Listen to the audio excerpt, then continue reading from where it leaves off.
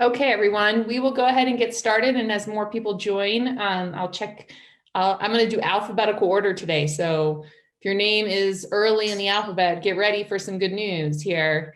Welcome everyone to our task force meeting number 9. Goodness, we are plowing through these. We have 4 more. We are busy. I hope everyone is staying safe and healthy. To kick us off, we've been doing this for 9 meetings. It's not going to change. So Brandon, can you give us a piece of good news? Good news is we're finally working on the financial aspects of this whole endeavor, which is what I've been waiting for the entire time. So I'm excited. Congratulations. Dominique. Good news is my lettuce in my garden is growing and had a salad for the first time last night. Wow, yours is that big? Mine's like little baby lettuce. Nice, very jealous. Emily. Hey y'all, this is Emily Gideon. My good news is we've got a move date on the calendar and are moving into our new place next Friday. Congratulations. Is Eugene on? Did not see him. Okay. Frank, are you here? Hadn't seen Frank either yet. Frank? Okay. Jackie, are you here yet?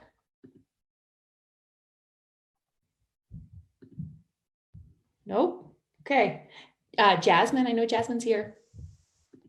Hi everyone. My good news is that my best friend is pregnant, so we're super happy. Yeah, that's it.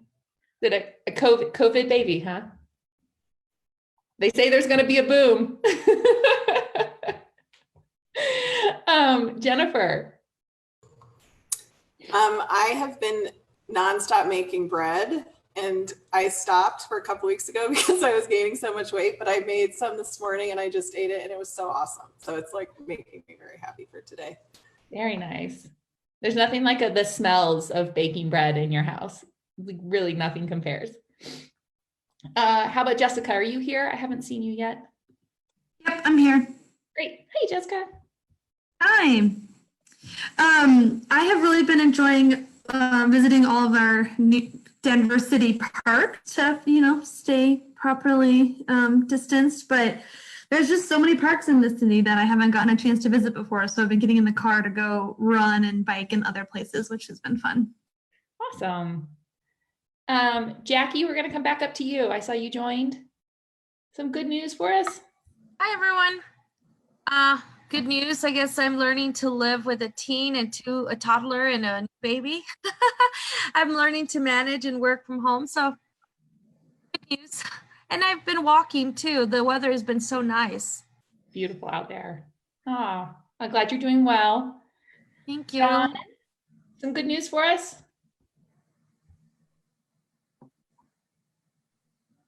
I see you. John Berge. Oh, sorry, I didn't hear you. Hi, sorry I'm late. My news, other than spending a ton of more time with my family, I like the fact that I'm not spending nearly as much money on eating out and gas and all those other things. So I'm saving dollars. That's awesome. Congratulations on that. A little out of order, but Stephen. Oh, you caught me off guard. Sorry. Sorry. Howdy, everyone. I'm excited because I get to see my family for the first time in 8 weeks. Well, actually, since Christmas tomorrow. So I'm big happy. That's awesome. How about Kelly? Haven't seen Kelly. Are you on? Yep, I'm right here. Perfect. I guess my good news would be I planted tomatoes from seed for the first time. They're in my kitchen and they seem to be thriving. So hopefully we'll make the transition to outside soon. Nice. How about Lori? I saw you, Lori. Here we go. Same is true. We're doing our garden for the first time and collaborating with our neighbors to come up with composting and just learning how to be a tree hugger. It's a good thing. Michaela, sorry. Hello, no problem. My would say is I've actually been taking some much needed rest. I believe it or not, with everything been going on, I feel like I've been busier than ever. So lately I've been resting and spending much time outside. So it's been really nice.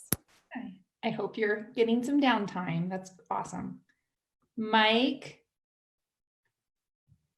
My good news is that my Strava app told me that I've been riding my bike a lot, and I got over 300 miles in the saddle in the month of April. So that would be about roughly over 300 miles more than I've done in the last 8 years. So it's been awesome.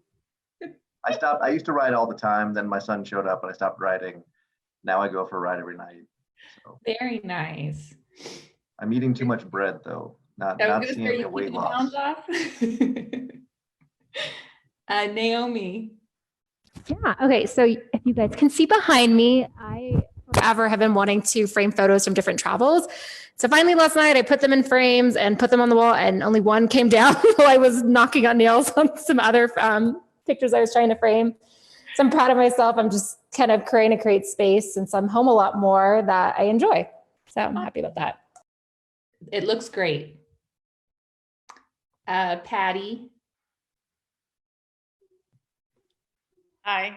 My good news is a course proposal that I had submitted about 4 years ago finally got accepted. So congratulations. What's the course on? Food justice, food systems, food justice. Interesting. Pete. Sure. Aside from biking, which is just nirvana right now because there's so much less car traffic and there's so many more people. Yes, Mike, bring it home.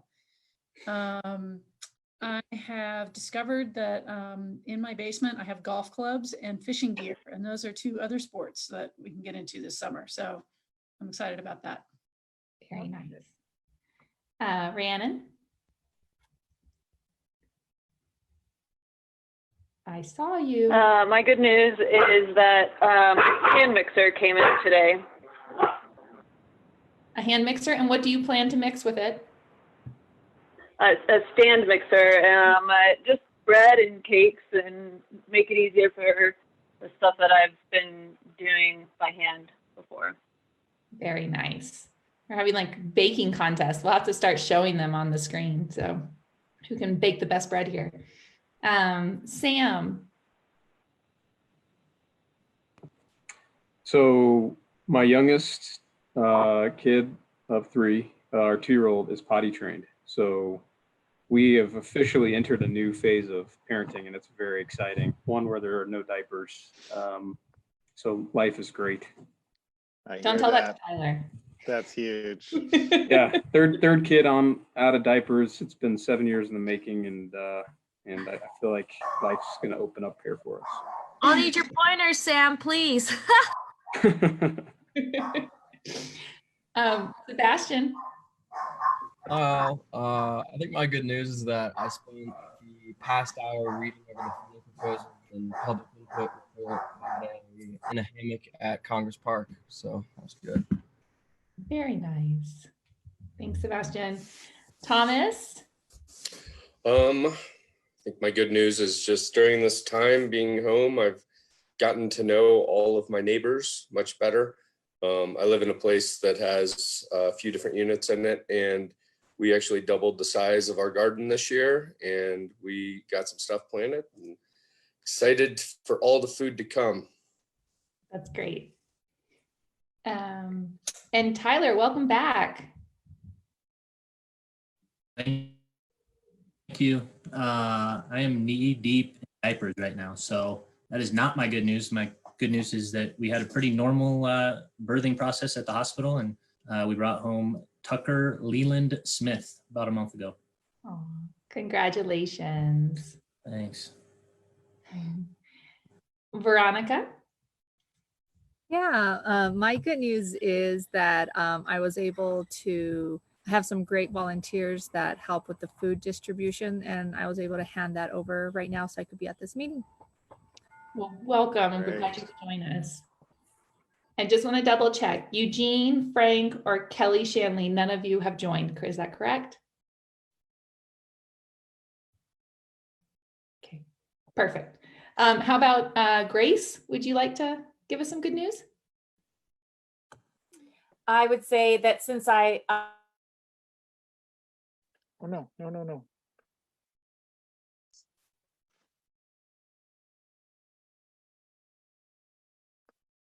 Sorry, everyone. I did not mean to do that. I closed it immediately.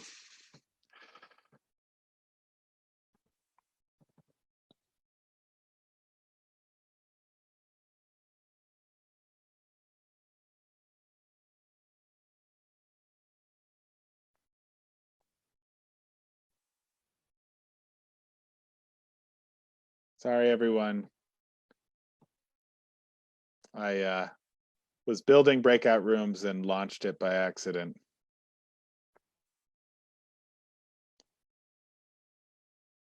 It doesn't look like.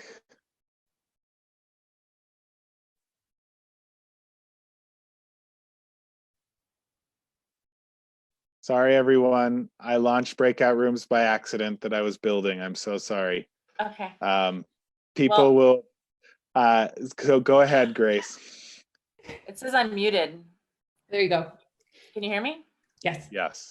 I was sorry. Well, my group already heard this. So I was just saying that just last week I took my first bike ride on a road.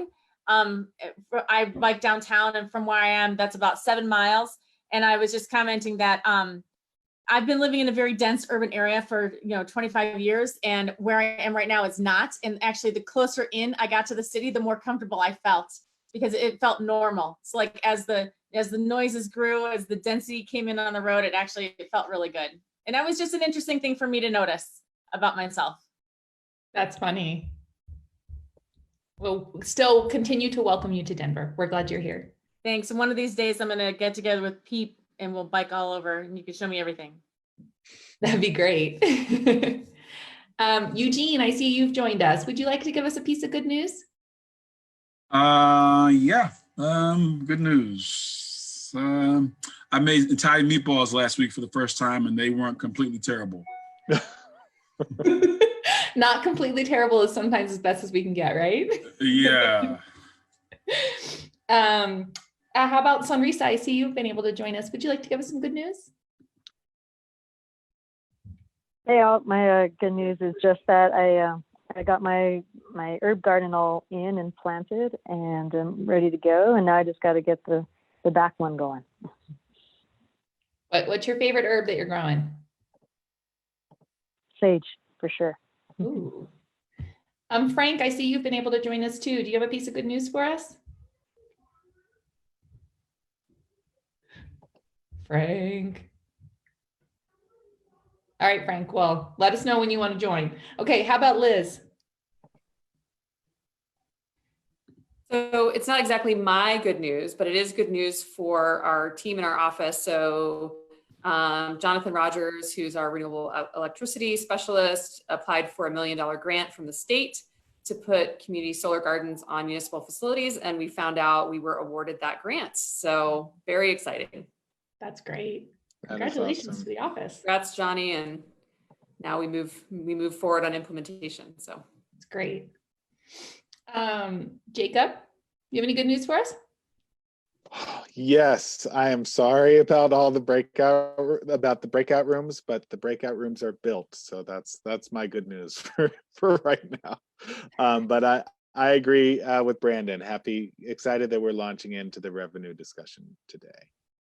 That's great. And did I miss anybody? Frank, are you with us yet? Can I jump in really quickly? Oh, I sure. just wanted to say happy birthday to Councilman Hines.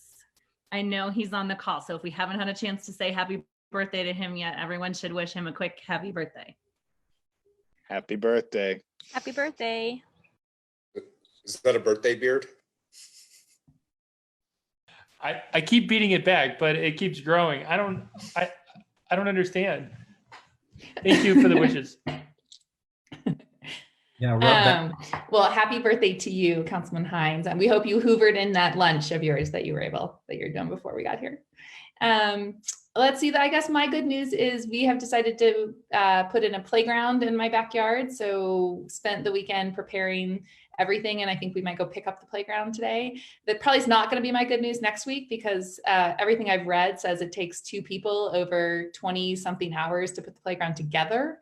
So right now it sounds like a really good news in theory, but we'll see if it continues to be good news.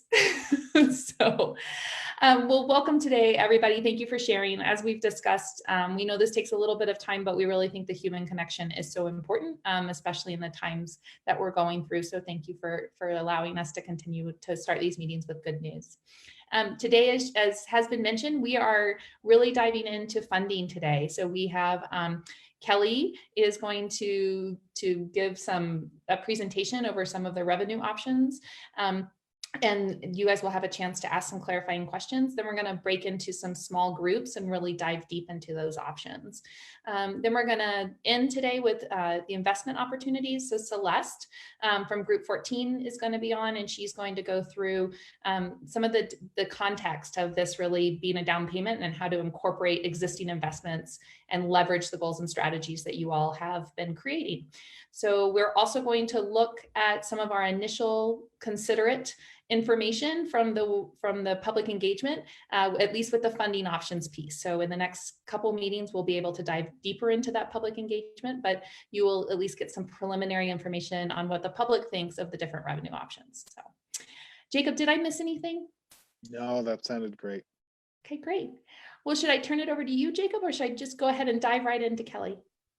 Kelly, if you are ready, I think the group is eager to learn more about these 5 revenue options, and then I'll give some instructions when we get to the breakout room point. Okay, well, I'm going to go ahead. I'm going to attempt to share my screen so that people can see the spreadsheet that I'm looking at. Tell me when you guys see it. We see it. Awesome, that's great. Okay, well, I'd like to give a few caveats first, and that is any of the numbers that you see in here, these analyses were done pre-COVID, so these are based on the economic conditions before that in the city and county of Denver. So please keep that in mind. Hopefully, someday we'll be back to these numbers, but right now many of these have taken a little bit of a hit. Also, I just want to say that I am presenting today an analysis that I didn't do. It's our revenue experts analysis, and she does excellent work, and she is the expert. But I will try to answer any questions the best I can. But I might have to take some of those questions back to her. And then the third caveat is really that the budget office provides information. We do these analyses. We're not endorsing for or against any of these proposals. We're just providing the information. And so this contains, there's actually 6 items here that, there are many others that the group looked at and that the budget office also looked at. There are some that had some other analyses, and some we would say that if somebody wanted some analyses done, we would work on those. But these are really the ones that our office focused on. So the first one, sales and use tax, as a group, this is the primary source of revenue to the right now to the general fund. It makes up about half of our revenue. And in the last few years, there have been a number of initiatives that have successfully gotten through initiatives through a vote of the people. Remember, increasing sales tax or any tax requires a vote, a majority of the electorate. So, but there have been a few, and for some reason, like in the last few years, all of them have been off of just the general sales tax. There's kind of 3 levels. So like there's just the base level, and then there's another level that adds in food and beverage, and then another level on top of that that adds in short-term car rentals. So Allison has provided us with some numbers, and if I scroll over here, you can see that our general fund sales tax rate is 3.5%. With those other initiatives on top of that base, it ends up being about 4.31%. And last year, that 3.5 generated about $628.65 million in core sales and use tax. That's a 2018 number. So in 2018, you can see right there what that generated for the general fund. Or that might be actually all the funds that receive general fund. The second fee that we looked at, or revenue source, is the utility franchise fee. This is a franchise fee charged to customers, which is a % of their Excel bill. And under the current franchise agreement, that fee right now is 3% of Excel's gross revenue. And in the beginning of 2020, those estimates were about almost $24 million. And then what I'll do is on the next tab, after I go over these, there's some calculators so you can see, if we did a like a 0.5% increase, what that would generate, or 1%, you can see that. So the next two, the aviation fuel tax and the airport road toll fee, there's an additional caveat. We have not discussed these yet with the airport. We haven't explored feasibility or any of those other things. So towards the end of some of the task force meetings, the revenue subcommittee, I know that these were proposed, but they have not been fully vetted yet. And even like with the toll fee, we're not even sure if it's actually legally feasible, but we did commit to exploring these. So the aviation fuel tax, we do have that right now in the city on aviation fuel, and it is currently $0.02 per gallon, and it generates about $9 in sales tax. And we also, well, that's just the general fund share. I think it's 0.04 actually. And we split that with the airport. She should have that over here. Okay, and that would also require a vote to be passed as well. So again, this is a fee or tax applied to commercial aviation fuel costs attributed to petroleum-based jet fuel use. So it would increase, if this were to be explored and approved, it would increase that. And then there is a proposal to, on here, to explore looking at the revenue that would be raised if there were a toll placed on Pena Boulevard and E470. And that, there were some initial numbers assuming that some of those vehicles would be exempt. That might be on the next tab. Sorry, how much money that would raise.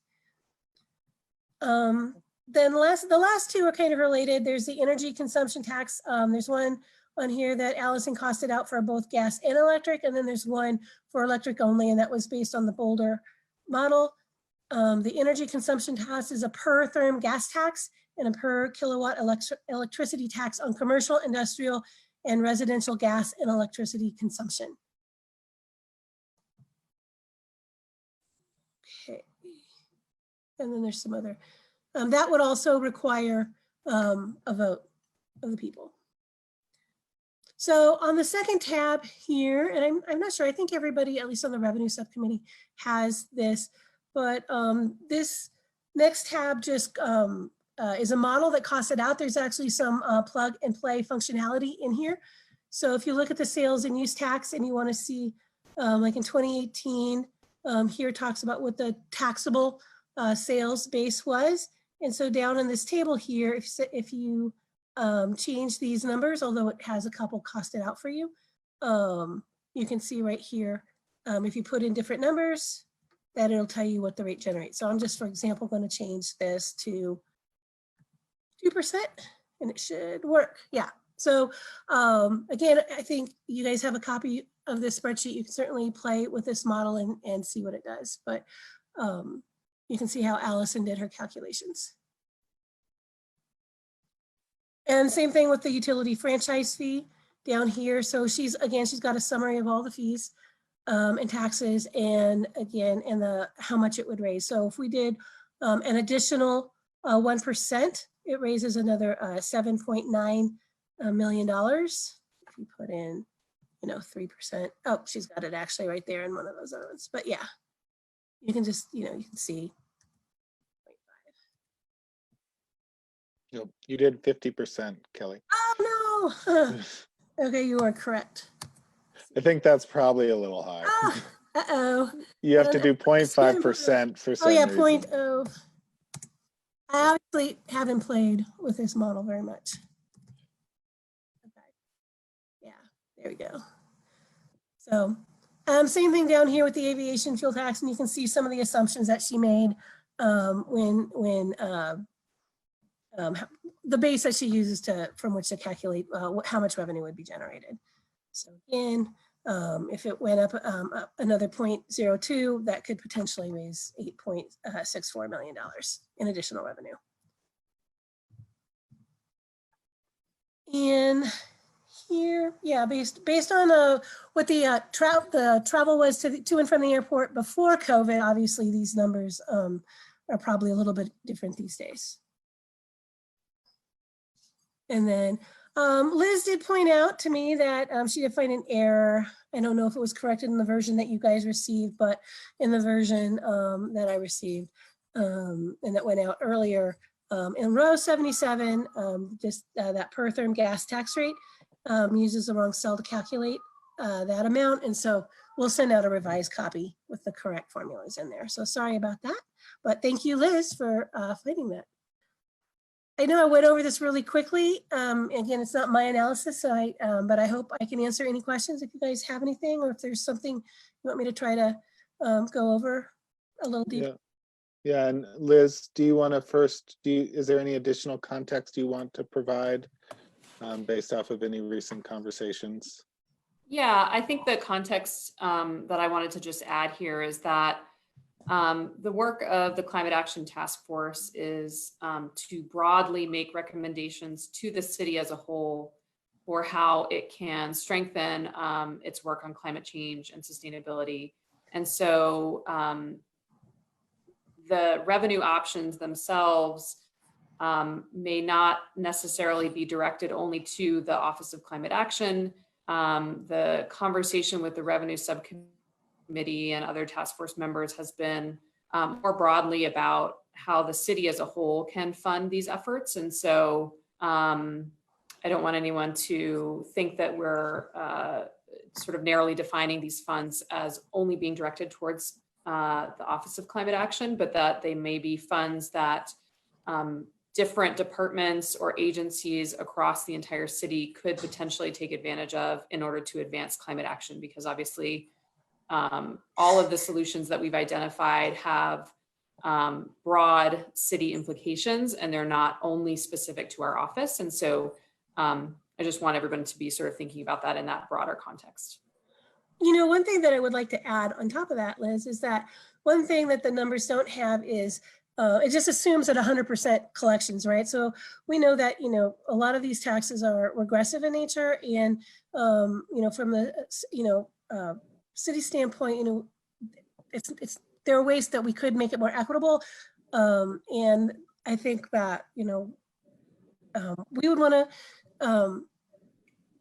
to build out, like, also, like, if there are certain exemptions, so like households earning a certain percent of, you know, AMI, you know, if they're going to be exempt, or if charitable organizations are exempt, you know, obviously when you put in these numbers in, that would actually bring some of those calculations down. So equity is a strong consideration when we look at increasing fees and stuff, you know, in the budget office and working with the administration. So just something to keep in mind that again, these models here assume 100% collection rate in these fees and taxes.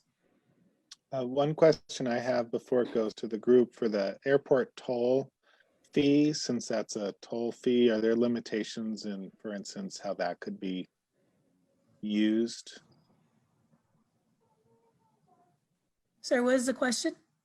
For the road toll fee, are there limitations in terms of how that could be used, like there are with many fees?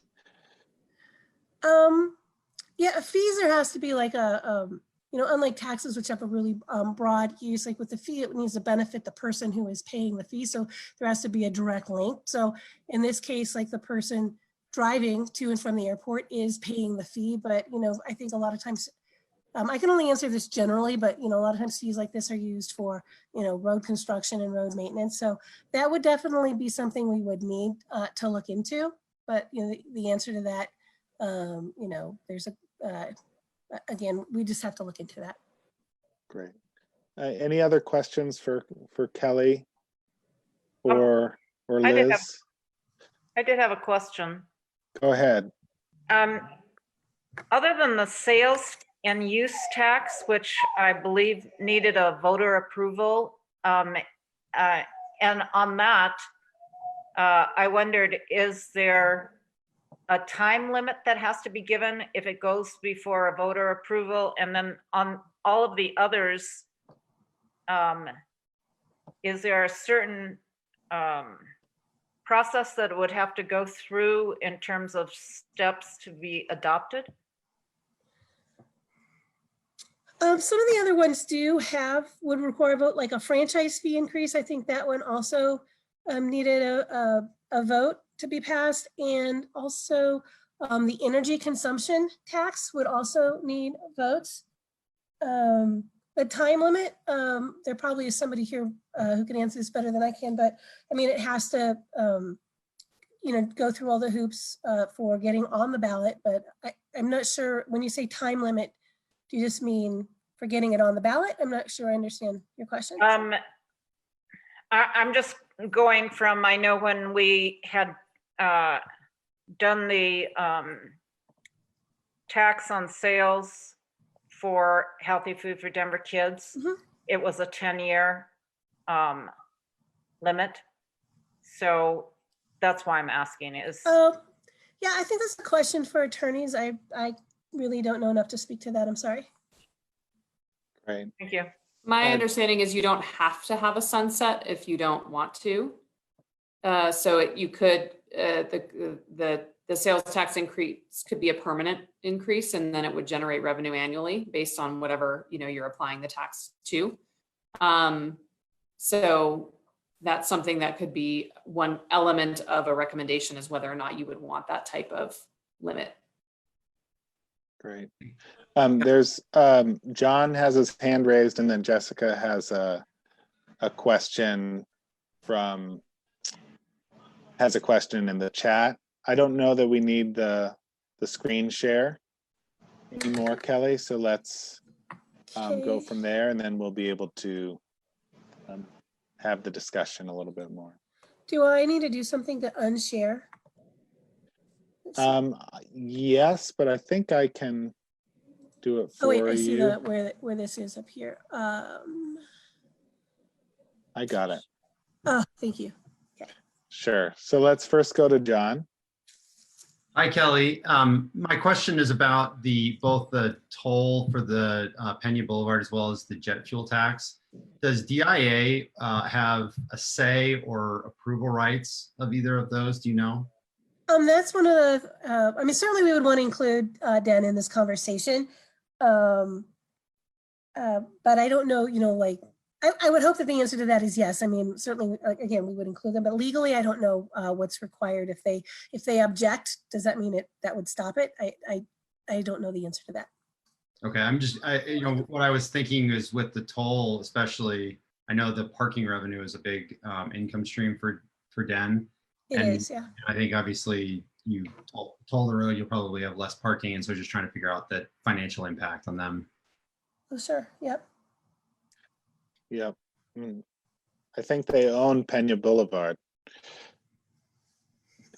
So let's first go to. Would Rachel? Yeah, I was just going to say, would somebody from the airport like to answer? We have Rachel Marion, and I believe we also have another representative from the airport. Oh, great. Go ahead, Rachel. Hi, this is Rachel. Yeah, so there are both federal and state law issues around both Pena Boulevard and airport fuel tax. So federal law, because we have used federal law to fund Pena Boulevard, we can't toll Pena and have that revenue go to the general fund. Similarly, aviation fuel tax is restricted towards paying for aviation uses only. Great. Rachel, one of the questions that did come up was if this was something the airport wanted to pursue to further airport related efforts that might have climate benefits, would that be possible? So for example, if you all pursued it and it was part of your revenue as part of the airport enterprise, and you wanted to do efficiency measures or fleet electrification or whatever else you might pursue, would that be a possibility? Yes, that would definitely be a possibility. It just can't. And the reason some of our aviation fuel tax goes to the general fund now is that was grandfathered in before the FAA and the Colorado Constitution prohibited aviation fuel tax from being used for general fund purposes.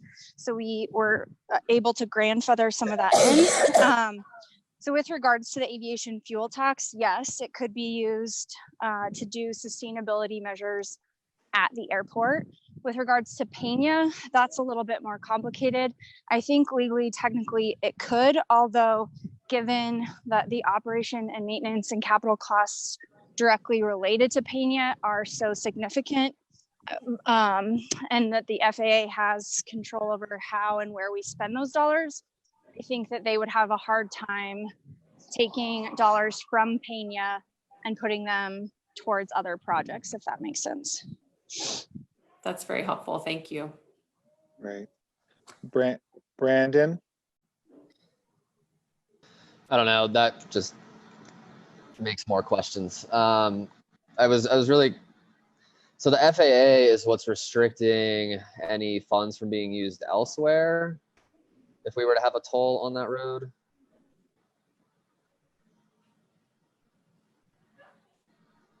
Sorry, say that again.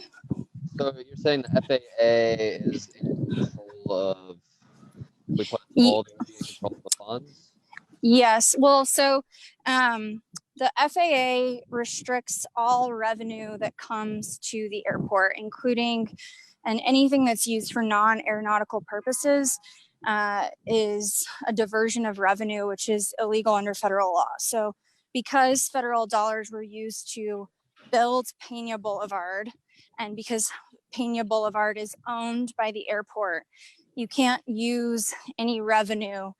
Similarly, the same way that the airport can't use revenue from flights or rental cars to do housing or homelessness outreach, we can't use revenue from Pena to do other general fund, to address other issues or put it into the general fund outside of aviation. The reason I don't think Pena Boulevard, just from a policy standpoint, would be a viable use for even sustainability issues at the airport is because there are so many costs directly associated with Pena Boulevard that if we were to create a toll, the FAA, I think, would feel strongly that those dollars be redirected at Pena.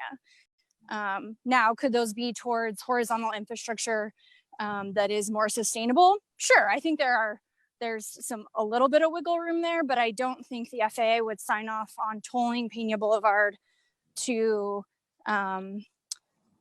put in EV charging in the parking garage.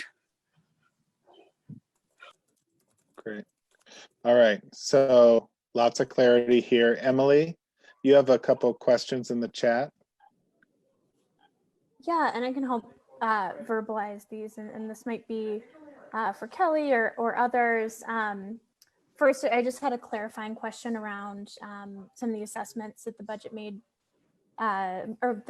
from the budget analysis, which first was that the franchise fee was identified as highly regressive, and the energy consumption tax was not. And I'm assuming that's because there are some exemptions built into the consumption tax. Am I right on that assessment? The way she did her analysis, again, it assumes 100%. The energy franchise fee would be regressive without other measures put in place to make sure that it wasn't. So, yeah, there's no way to exempt anyone from the franchise fee. As far as I know, it's a line item that everyone pays, and there's no exemption from it. And so the way our current franchise is set up with Excel is, they collect it. It's a line item on everyone's bill, and then they deliver those dollars monthly to the city. But during the last negotiation, and what the voters approved was the franchise fee of 3%, but that a portion of the revenue that we receive on an annual basis is actually set aside for low income and nonprofit efficiency programs. So of the however many millions we get annually from Excel for that franchise fee, we divert $2 million to low income and nonprofit energy efficiency programs. So that's sort of a way of making it less regressive in the sense it's not really upfront because they're still paying the fee on their bill every month, but you're putting some of those dollars back directly into programs. And Jennifer Grimmer can speak probably more to that than I can even, but I think she was part of the group that actually created that that provision back when that was negotiated. So that is why it is regressive, because you can't really remove it from the bill. Whereas the energy tax, you could create provisions upfront to exempt people from even having to pay it in the first place. Jennifer, I see your note in the chat. Do you want to describe that a little bit more? Yeah, so prior to the last franchise negotiation, there was actually an exemption of the first $12.50 for all customers to not pay the franchise fee. Removing that exemption generated the funding available that's now used for these low-income programs. So that was the vote of the people. The exemption was removed, it generated that funding, and it expires at the same point that the franchise expires. Great, thank you. We have a few more minutes, so I have in the queue Thomas, Tyler, and Brandon. Thomas, you want to go first? Sure. I have two questions. One, could the city buy Peña Boulevard? Based on the math that I've looked at, and the numbers that we see in that spreadsheet, the city, it would pay itself off in under a year. And then two, I'm curious why on the energy efficiency tax, we are taxing industrial and commercial so much less than we are taxing residential. For commercial, it's almost 5 times less. For industrial, it's almost 15 times less.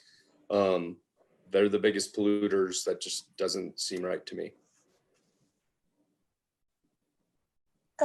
Well, let me start with this. The second question, I don't know if Liz or anybody else in the group can speak to why those assumptions were made. I know one of the models was done after the way Boulder has their plan set up, but as far as like the assumptions as to who would get taxed what, I can go back and find that information and bring it back to the group if there's not somebody here who already knows that.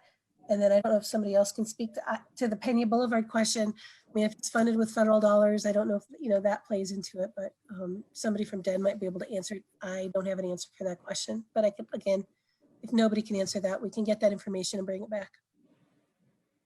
Yeah, as far as the electricity and natural gas tax, I'm not sure where those assumptions came from. Other than I know the electricity one was modeled more closely to the Boulder tax, which is a little bit lower rate than I think what either council was considering or what the Resilient Denver ballot proposal has. But I'm not sure where the natural gas tax rate came from. So 2 more questions. Tyler, you're up next. Yeah, I just wanted to clarify some of the things on the franchise fee. That's part of the Denver franchise. It's a contract between the city and Excel. And so if that were to change, it would have to be negotiated in a larger franchise negotiation. The franchise fee is just a small piece of the larger contract that is the contract between the city and Excel. And so the current franchise is not up until 2026. And so I don't think that that's something that Excel is probably going to want to be negotiating until 2026. So that's just something to keep in mind. Great. Brandon. I just wanted to echo Thomas's, and I know Rachel said that she could send us some information in writing later. But is there a little bit of clarity you can give us for how those, like all those houses and roads were built off of Peña Boulevard? I know there were something with, I think Denver bought back some of that road so they could make those other roads, I believe was what happened.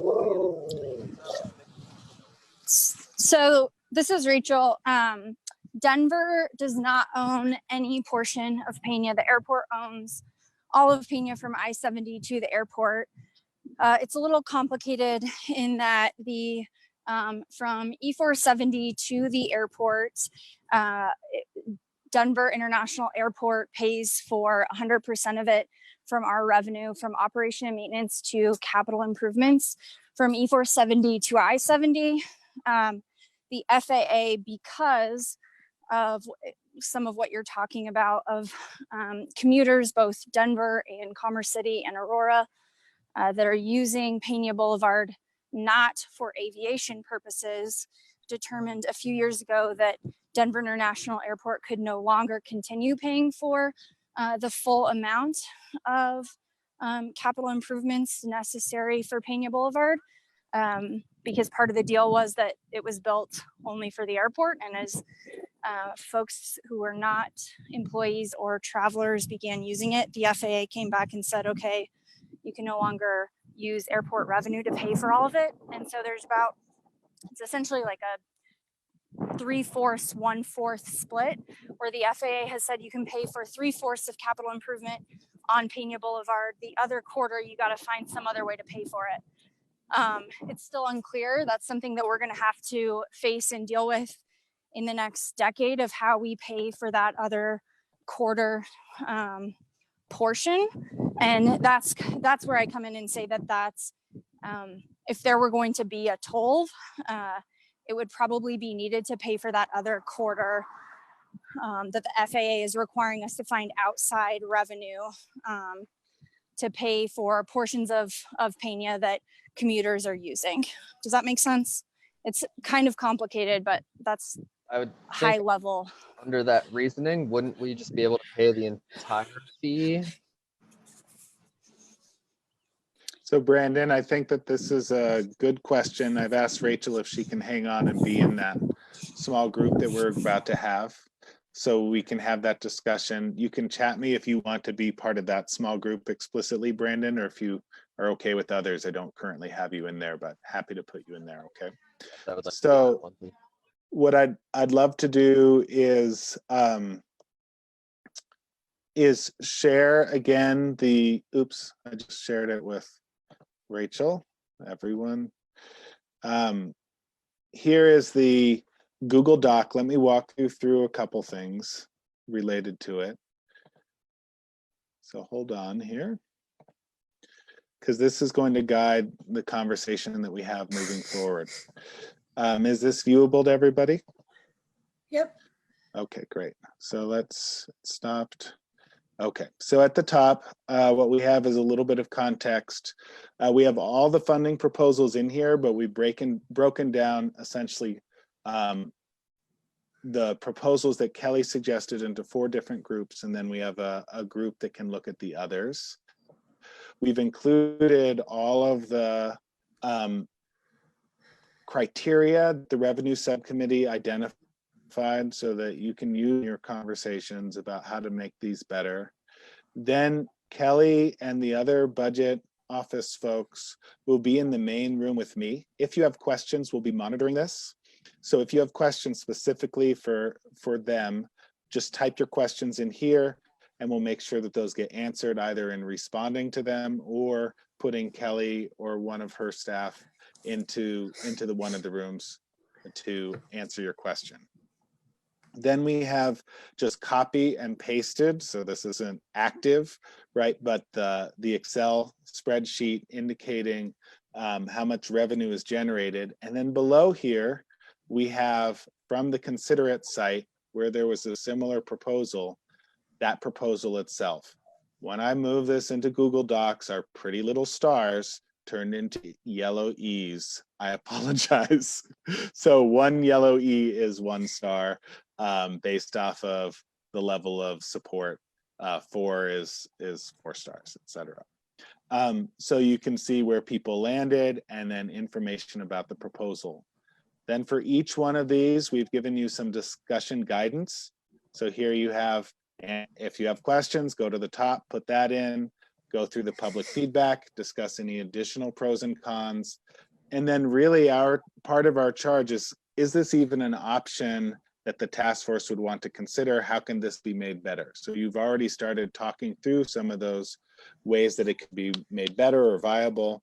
And then ultimately, would you recommend moving this forward as part of your recommendations to the mayor's office and council.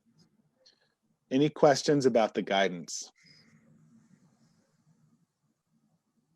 Then at the bottom for group 5, we have all of the other proposals that were identified by the considerate site. And so your charge is to go through these and elevate which ones you think need further discussion. Any questions on our work moving forward? And Marisol, is there anything that I'm missing that you would like to share? Nope, you did a good job. All right. So any other questions? Just FYI, we have Marisol, Tate, Katrina, and Celeste, who's the group 14 consultant who we'll be hearing from soon in each of these groups. So you will have someone there to screen share, to record the meeting, and to take notes directly in the document. All right.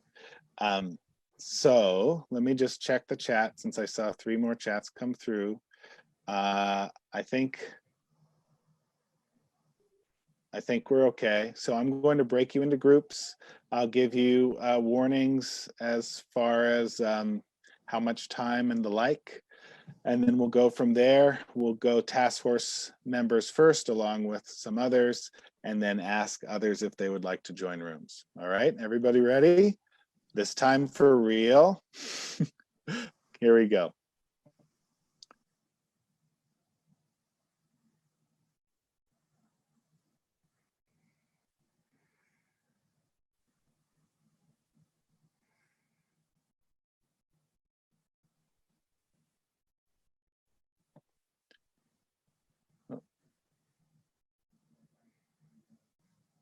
Sunrisa, did you want to be in a room? I assume so. Okay, do you care? Which room? Okay, I'm going to have you join sales tax since I think you have some nice thoughts about that.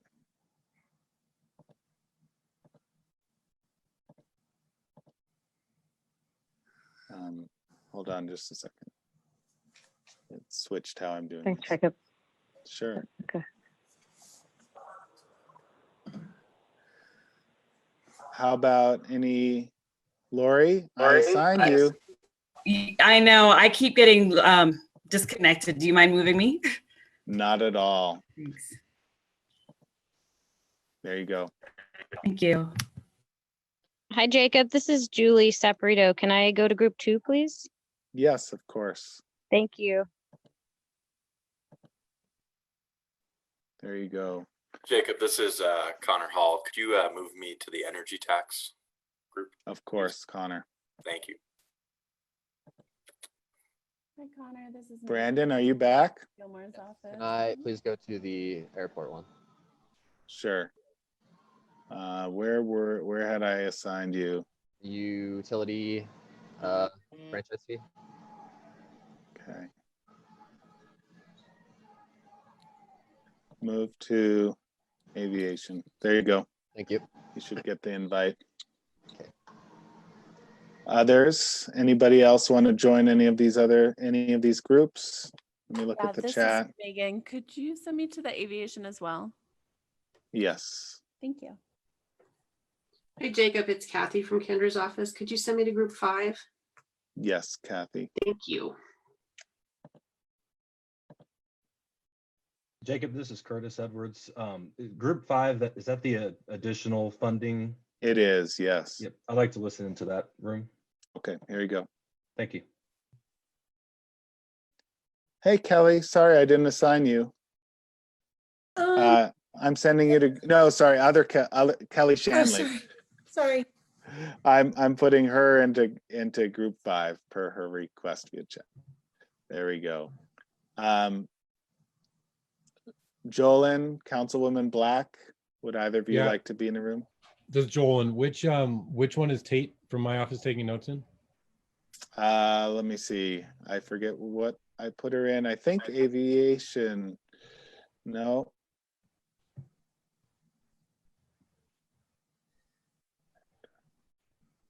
Do you want to be in that room? No, I want to be in a different one so that we have more coverage. So That I'd makes like to go sense. into the utility energy. I forget what it's called. Utility energy Yep. fee one. Sounds Unless good. she's taking notes in that one, then don't She's move me. not. That's Liz. Okay. Okay. So here thanks. you go. Councilwoman Black, are you good here? And Councilman Hines, would you like to go anywhere?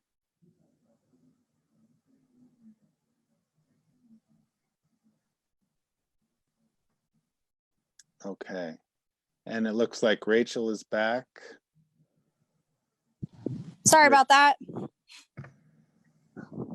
Should I move you back to aviation? Yeah, my call disconnected, so I had to No dial problem. back in. All right, here you go. Thanks. All right. Taylor, do you want to put up your message? I don't know what your message is, but do you have something to screen share for folks? I do. So okay. That's up some information for the folks who are still on Facebook Live.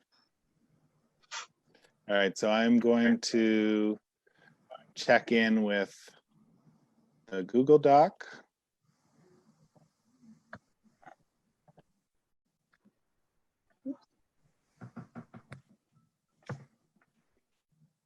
Okay, we have no questions yet, Kelly. Okay.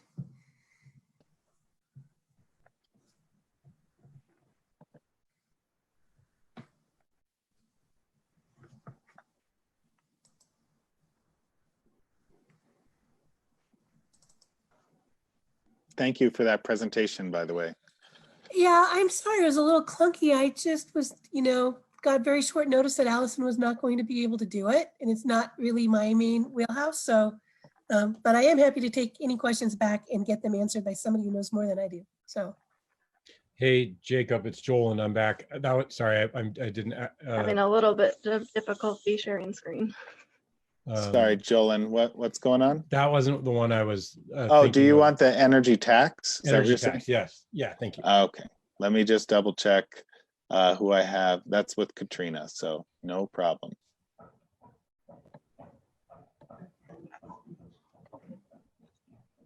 There you go, Jolyn. I don't see it taking me there this time like it did last time. Yeah, I think you should get like some little notification somewhere. I'm always on the giving end, so. Yeah, last time it popped right up. This time nothing is. And Councilwoman Black, I will assign you here.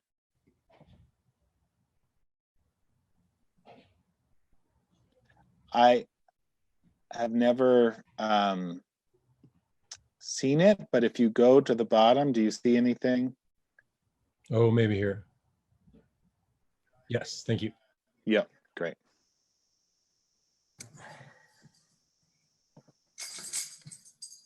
What's going on, Taylor?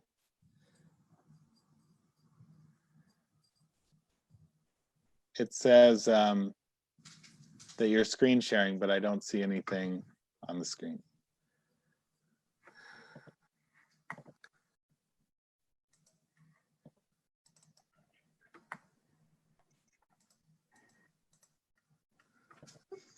There we go.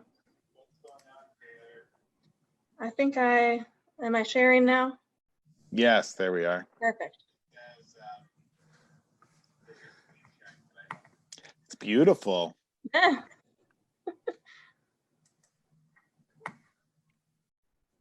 Are you going to do present mode? I'm looking for it. I think your cursor's on it. Okay.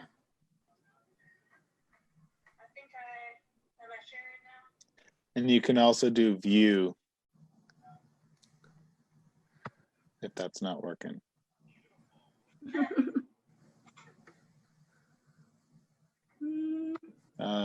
I thought it was there.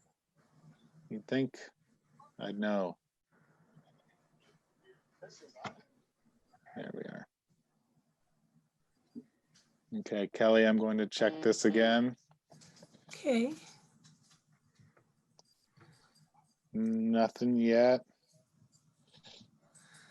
Mike wants to be moved. That's my.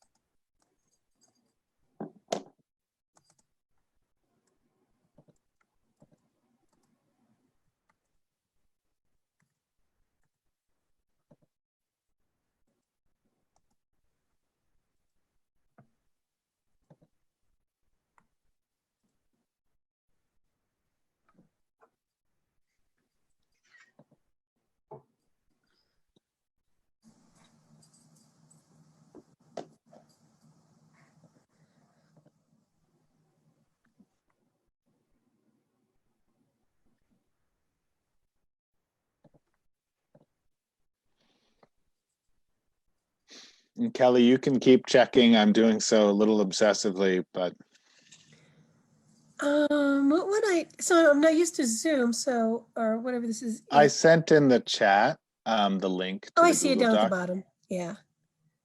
There we go. Oh, yeah. So do you see that table for questions? I see like the chat box popped up. Oh, I see. And then there should be a link if you scroll up a little bit. Let me see where it is. Oh. So at 2:20, Yeah. I sent that link. Just click on that. Okay. Yep, yep, and that'll open a Google Doc. I've never been in Google Docs. Okay.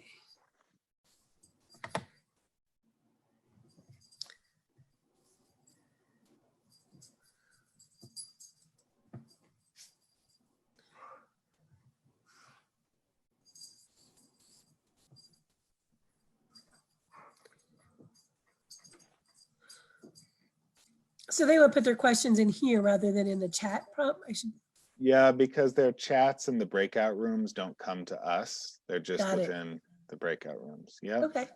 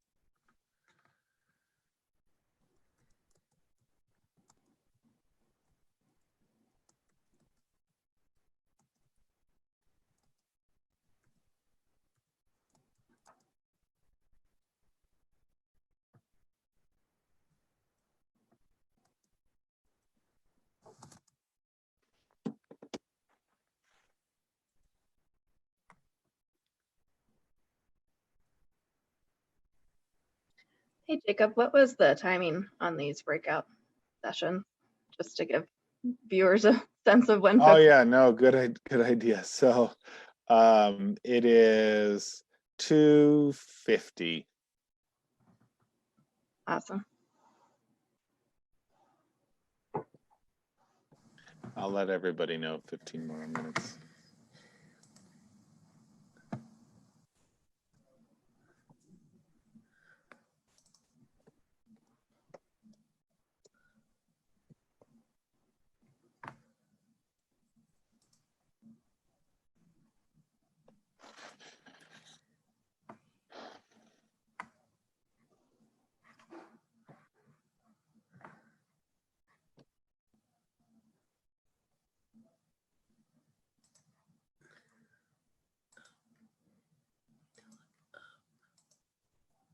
Are we getting a lot of comments on Facebook? No, it looks like we have 7 folks listening in now. So they're welcome to make comments if they'd like. Well, 8 now. I'm sure our banter in this main room is very entertaining. No, I meant, were they making comments earlier in the meeting? No, not yet. We haven't had any. Okay. Well, they can probably hear me, so feel free to make comments on revenue options.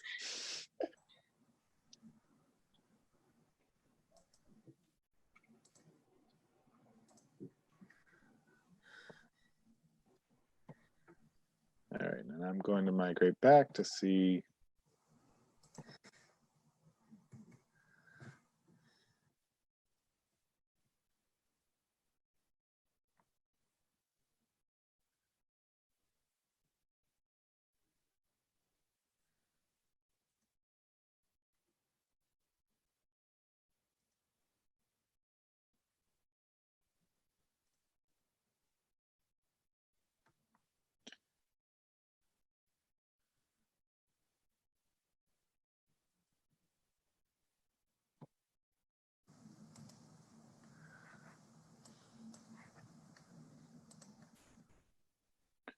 Okay, one group is actively typing. Okay, what are 2018 1%, 9%, and other percent numbers in the middle of the chart?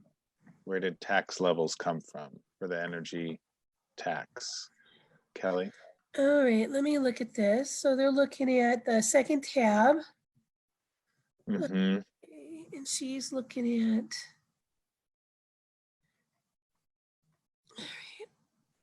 what, under which tax? The energy tax. Okay. Let me scroll down.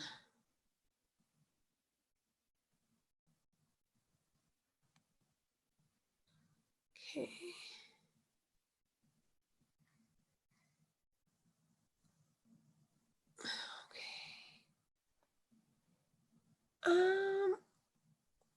Okay, repeat the question. What are the 2018 1%, 9%, and other percent numbers in the middle of the chart? Where did the tax levels come from? Oh, right there. Okay, see it.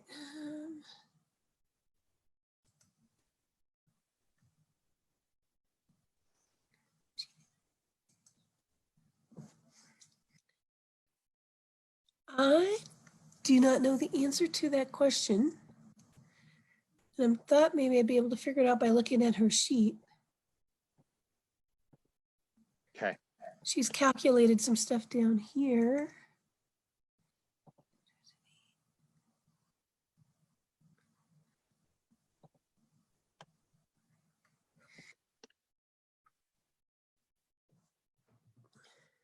It looks like. Can I send you to that group? You can. I don't know if it's going to make me know the answer anymore, but yeah, go ahead. Okay. I'll do that just so you can say you'll get Yeah, back to them. yep, Okay. yep. Great.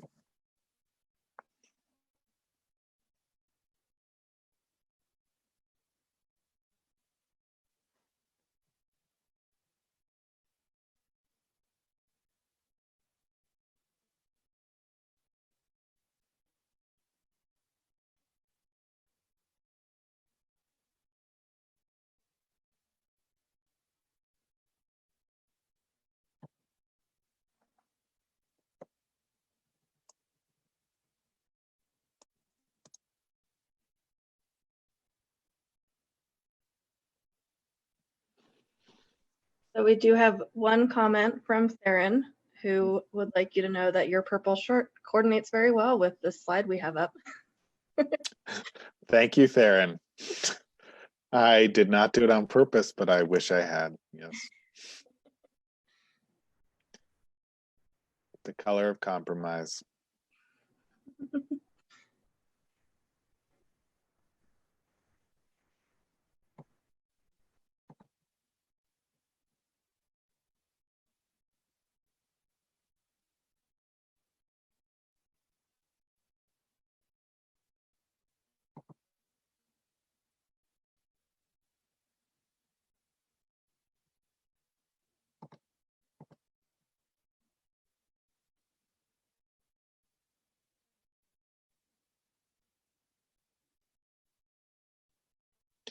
Theron, I do have a question for you, so I will email you this question right now.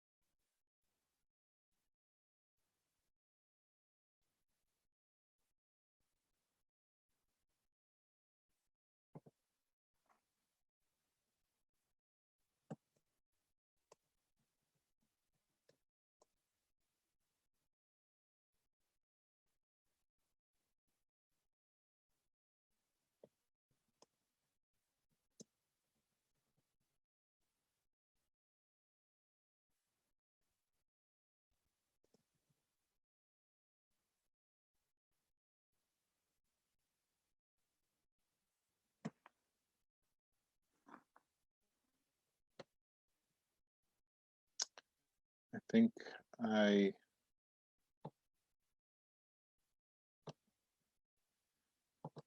didn't tell Kelly that I would bring her back after a few minutes, but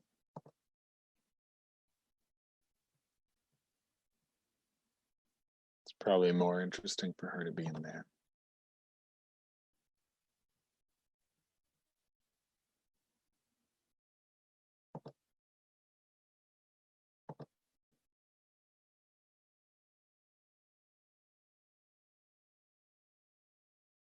Hey, Sebastian. Jacob. You okay? Yeah. Quick question. Is there any way we could transfer Thomas Riggle to our breakout room just because he seemed to really have done his homework on the toll? Is that you are in aviation? Yeah, I think it's the third one. Okay. Let me I'm sure he's deep in conversation, so I don't want to just pull him out. Yeah, of course. Let me jump in and see if he's willing to do that. Okay. That'd be great. Thanks so much. Yeah.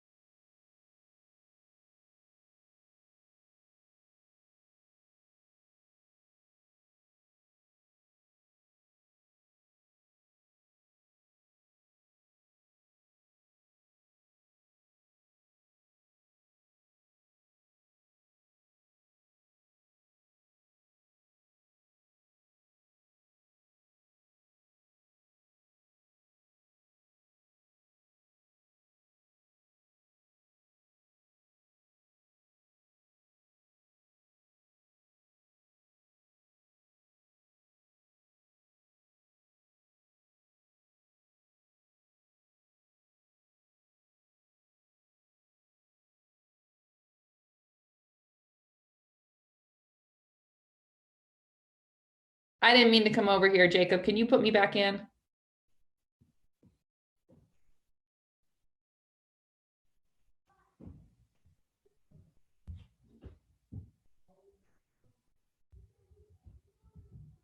Hold on. I don't see. Can't get me back in. Oh, well. Oh, let me see if I can. Yeah, I can't put you back in. Sorry. Okay. How did it I go? hit the wrong button.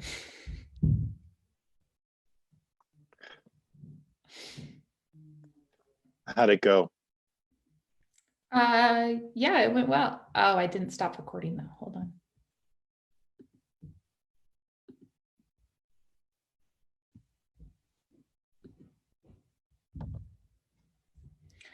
on. Yeah, it went fine. I mean, it was a little hard because ours was all the different, I know. they weren't organized by, like, they weren't kind of together. And I think some of them were like, well, this is very similar to what's been discussed in other groups. So yeah.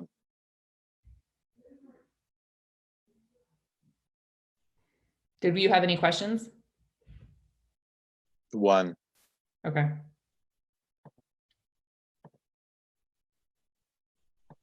So Did Kelly's in with that group now. Okay.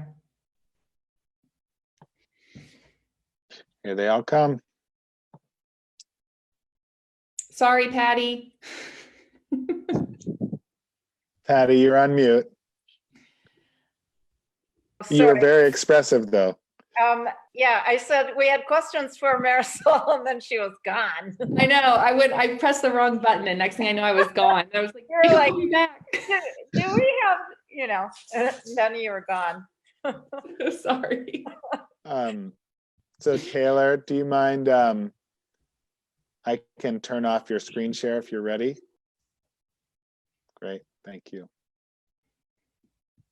Hi, everyone. You've all been remuted, by the way, if you are back. I would love to hear how everything went. So maybe we'll start with sales tax. So where'd you get, how did you respond to the questions?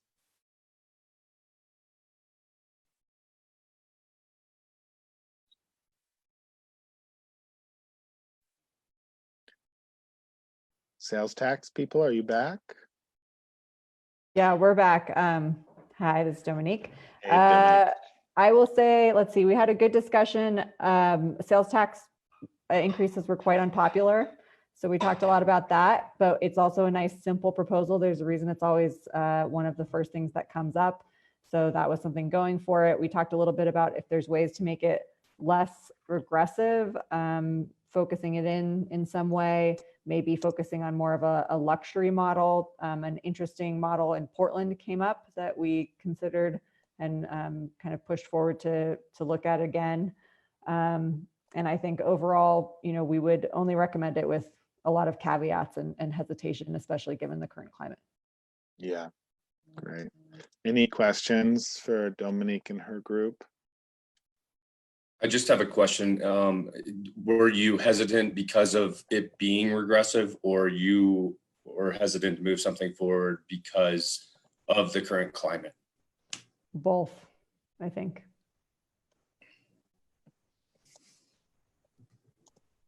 Jessica, do you have a question?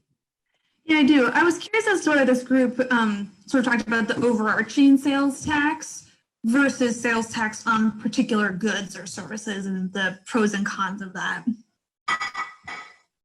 Yeah, we talked mostly about an overarching sales tax. We did talk about a few specific, more targeted sales tax options that we think would be more popular or less regressive, but then also produce a lot less funding. And so maybe are not as exciting given that you still have to do all the work and then get a lot less bang for your buck. So it's a balance. Frank, it looks like you have a question. Yeah, is there a option to phase it in, right? Like, we're in a climate right now, like you were saying, Dominique, that people wouldn't be receptive to the sales tax, regressive or otherwise, but could we be phasing it in over time?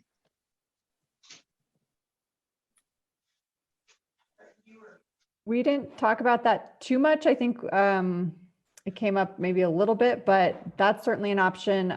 I guess the question is whether or not people will support it, given it needs to go to the voters, even if it doesn't take effect right away. I don't know, but it's a good question. Yeah, and we also discussed the importance of like really communicating out to City of Denver voters, like what exactly this investment and new revenue would mean for them. You know, like it's direct investments in new infrastructure, more jobs. Like there's, you know, obviously another side to all of these efforts. And so I think that would be a very important part of talking about this with voters, is being specific. Hey guys, this is Matthew. There's one other option potentially for sales taxes where you might not have to raise the rate. We are developing a new geolocator system pursuant to Senate Bill 19006 that should be debuted somewhere around June or late July. They are looking for home rule cities and counties to test that out, and they believe that the streamlining the system may actually result in more dollars flowing through to the city if they participate. So that's also something you could investigate that would not have to go to the ballot. Great, thanks, Matthew. Matthew, would you be able to send us some of that information in writing that we could share? Yes, absolutely. Thank you. I also Great. wanted to just provide a quick caveat that, because I saw there's, Thomas had posted in here about polling. I think it's really, really important that we take the feedback that we got on the Consider It site and work with it and talk through it to make sure that those good ideas and the time that people spent providing this feedback are incorporated into the final product that you all produce. At the same time, it's not a scientifically validated poll. So I think just that caveat is important to understand that the information there can be really informative. There's a depth of discussion and a lot of commentary and engagement, but it's not a scientific poll at the same time. That's right. Yeah. I think we did mention in our discussion that in relation to the others, where, you know, a lot of the others that scored more highly, a little bit more closely tied to climate change, right? So they kind of resembled more of a polluter's tax or like a pollution tax. And so when you have them next to each other, then maybe the sales tax was suffering in light of a carbon tax or in light of an energy tax or so on.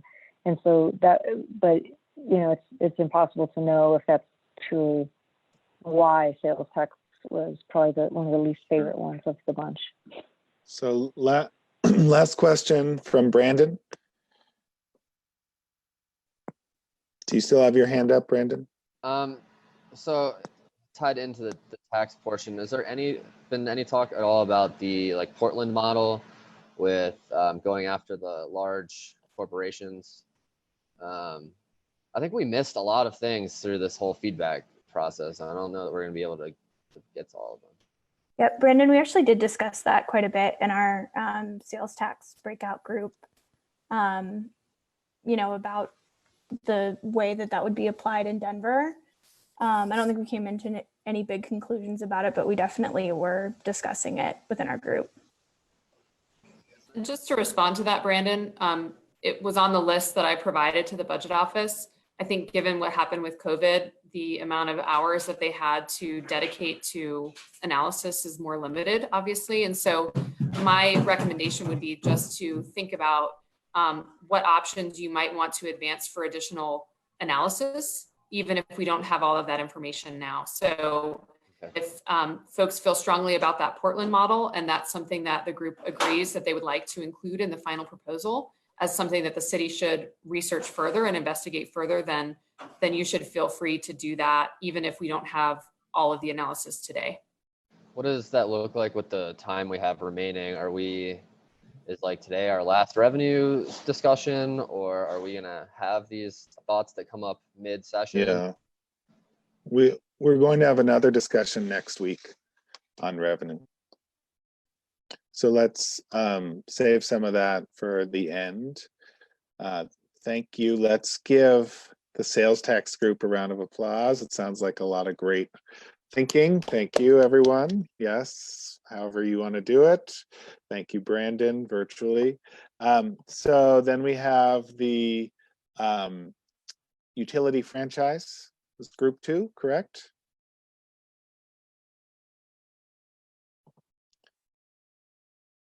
Who was on point for that? That's me.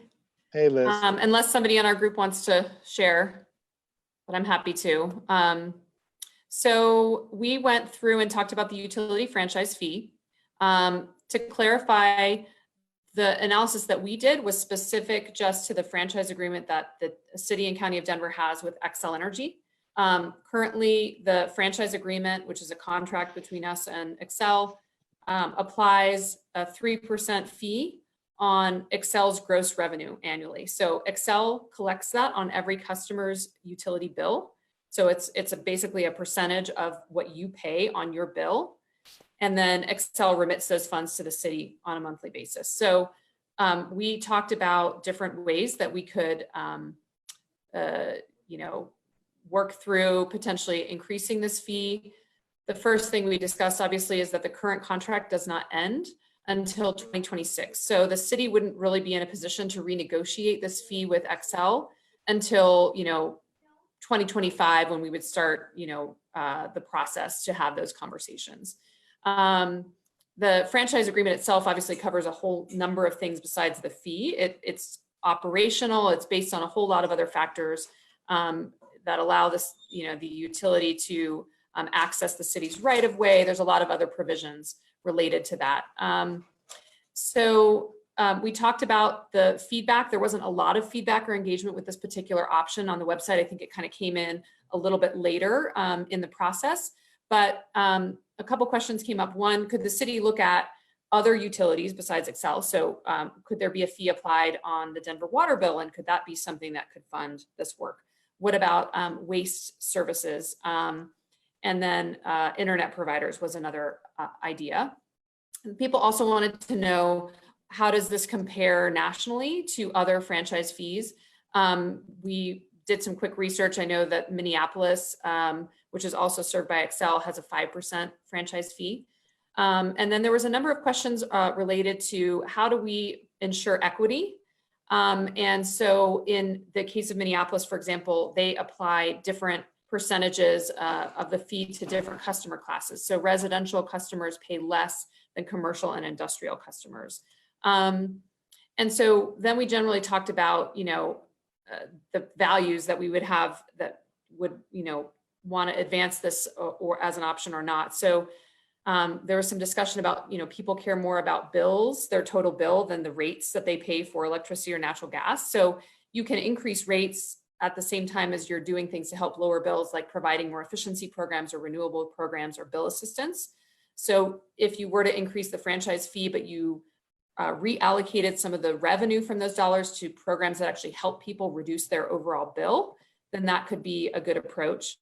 At the same time, there was some discussion about, we want to electrify everything, and we want to decarbonize the electricity sector. If we're adding additional fees, is that the right thing to do or not? There's still benefits to switching to an EV, for example. You're still paying way less, even if there was even if there was an additional increase on the fees for your electricity than you would be if you're buying gas. But in general, people were talking about the idea of wanting to make sure that if we're taxing something, we're taxing it because we want to encourage efficiency or reduce use or discourage that behavior, and that we're not applying a tax to things that we want to encourage. Also, we talked about the principle of making polluters and large users pay rather than individual households. So if we could focus on commercial and industrial customers, that would be a better approach.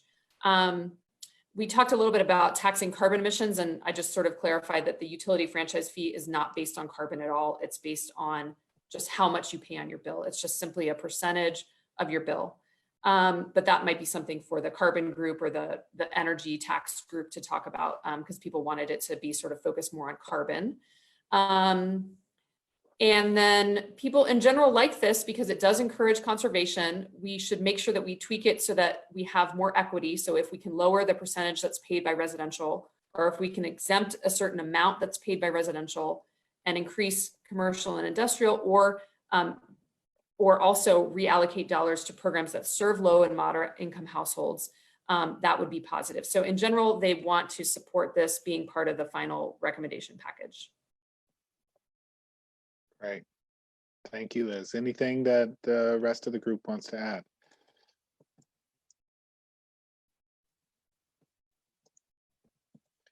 Okay. Any questions? No questions. I don't see anybody raising hands. Let's give Liz and team a big round of applause again. Yes, thank you. Have to try to get the energy up a little bit when we're all virtual. And thank you, Taylor, for your virtual clap. All right, so let's go to the aviation group. Who's reporting out for that one? Yeah, I can report out. So we spent a lot of time kind of carrying on the discussion from the main group of what's feasible and how that money could be spent. From the feedback on the site, there's more in favor of the fuel tax, the aviation fuel tax, than there is on the toll road. It seemed like some of the cons which we discussed in the group were that you could be, a lot of the people that are using that road might be commuting to the airport, might be in different groups that we are not the people that we want to be imposing the toll on. If you spread that toll out off of Pena Boulevard, we're actually not in Denver anymore. So we're really fixed to Pena Boulevard. And I'd say the biggest cons that we ran into, Rachel was really helpful to describe all of the limitations in further detail, that the money, any money generated like from the fuel tax can't be used outside of the airport. So while it could be used to help fund energy and solar at the airport, it would not be able to contribute to the general initiatives that we've been talking about. And then the other big con was on the FAA regulations of Pena Boulevard itself, that buying the road would be so costly that it wouldn't be cost effective to do that just for the revenue you could get from a toll. And there are so many maintenance and capital needs that the toll road will need to raise money for. So maybe they do need a toll road, but that toll money would need to be spent on the capital improvements, which are not currently funded, and 25% can't be funded by the airport. So I think with all of that, we generally ended at no, that we are not recommending this to move forward. There was some side discussion on other just things we could do to get cars off the road, and not necessarily revenue generation, but different things that the airport can do to help expand the light rail and just in general reduce the amount of vehicles on the road. And they are looking at grants and different potentially private requirements that would help expand that light rail. I talked about the cost of the light rail and how that impedes use. So kind of diverged once we kind of said probably not an effective source of revenue, but just other ways that we could help contribute to the effort. I'd like to add, we looked at other roads leading to the airport too, because anything that's spent on the airport or on that toll road is going to have to go to the airport. So even if we raised $1 billion, it would have to be spent on the airport. So we tried to figure out, well, could we toll roads that led up to the airport that wasn't on Pena, but then we're in Commerce City, we're in Aurora. It just doesn't seem like it's very possible at all. So. Great. And how about the other one? The other of the two? The fuel tax. Is there anything else you wanted to add to that? Yeah, when we talked to them together, and the kind of what Brandon just said of even that money has to be spent at the airport. So it could be something that the airport could look at specifically for the sustainability goals they have there, which is a lengthy list too of trying to get more solar and do more efficiency. But we kind of just for the general initiative for funding the Denver Climate Office and moving forward as a city did not think that was viable. Great. Okay. Anything else from the rest of the group, or any questions for this group? All right. Anybody disagree with not moving that one forward? I just have one question. In regards to it not being cost effective, where did you get your numbers? To buy it? Is that what you're talking about, Thomas? Right. Rachel kind of just gave us that direction of the cost to do that would be billions of dollars and would not be able to generate the revenue. But Rachel, if you want to add any more on any of the specifics on the numbers. Sure. I just think in terms of both the viability of purchasing it and getting sign off from the FAA for the city to purchase Pena, and then second, the cost that required to purchase Pena Boulevard, which would be in the billions of dollars to buy it, and then in the hundreds of millions to maintain it. Doesn't seem to me, as we're trying to raise money to work on projects elsewhere, that that's really the best use of general fund, but I defer to the task force on that. Can I just throw out there that in my research and looking at the cost of a highway, they generally put that at a cost of about $10 million per mile. How Pena is about 9 miles long, right? So I don't know. The numbers to me just are not adding up. So let's put that in the, I'm putting a note to double check cost of purchasing Pena. Sound good, Thomas? All right, so we still have some more groups, so let's keep moving Can through. I jump on there real quick? Sorry. Yeah, go ahead, Mike. So in order to purchase something, the seller has to want to sell. Has anyone asked the FAA if they want to sell it? They don't. This is Okay. Rachel. and I doubted the they FAA, would. the FAA doesn't own Pena Boulevard. The airport does. Excuse me. And the airport is not, I would say, not interested in selling Pena Boulevard at this time. Great. That is helpful. Thank you. Thank you. All right, so then we have the next group. Group 3, I believe was that energy tax? Yeah, I think we're on to group 4, the energy tax. Oh, sorry, group 4, energy tax. Yeah. Great. Hi, this is Katrina reporting out for the group. Most members or some members of the group thought this warrants some further consideration. I'd say we had 3 major areas of discussion. The first was really about what level, if we were to move forward with this, what level the tax was set at. So in the model, we'd like more information around how the amounts were set, because I know we didn't have answers to that in the large group. We wanted to consider, as we decide and consider levels, how those possibly should increase over time, and where they should level out, so that they don't increase too much. And the group talked about the possibility that the electricity tax should possibly actually then go back down over time as electricity is more renewable, and gas should continue to increase because we want to have people using less natural gas. But we didn't have answers around sort of what were the right levels. Those were just the questions that we think the group needs to consider on levels. The group had some legal questions. I think Excel has questions around if they can be required to collect a tax for the city. They collect the franchise fee as part of a voluntary agreement, and they think that they legally possibly cannot be required to collect a tax for us. They did that also sort of voluntarily for Boulder. And Tyler, anything you want to add on the legal questions that you have? No, not. And then we had a lot of equity questions, and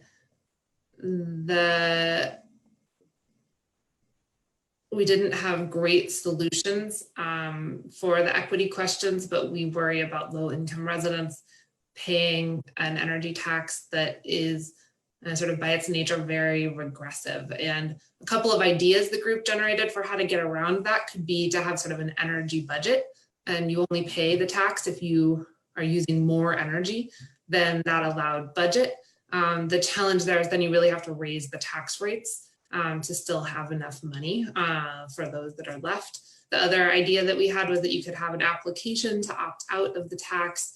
The group had some real concerns there because low-income people don't have time to go file an application to opt out of a tax. And so there would need to be a lot of support to make sure people are getting that exemption was the question that was voiced. And that kind of circled us back to the levels conversation, because the residential levels were set much higher in the model than the commercial or industrial levels, which sort of elevated the equity concerns. Anything I missed to the group?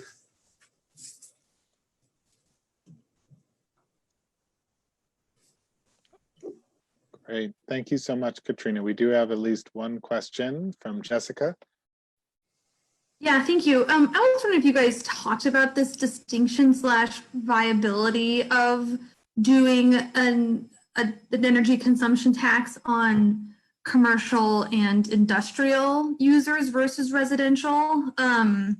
You know, I said this in the group that I was in, but it seems to me that we shouldn't be penalizing the people of Denver for using electricity, especially as it's getting cleaner, but then big users that are, you know, using a tremendous amount of energy, that that seems like it could help address a lot of those equity concerns and issues. So I was just curious as to if you had conversation around it and what you guys determined.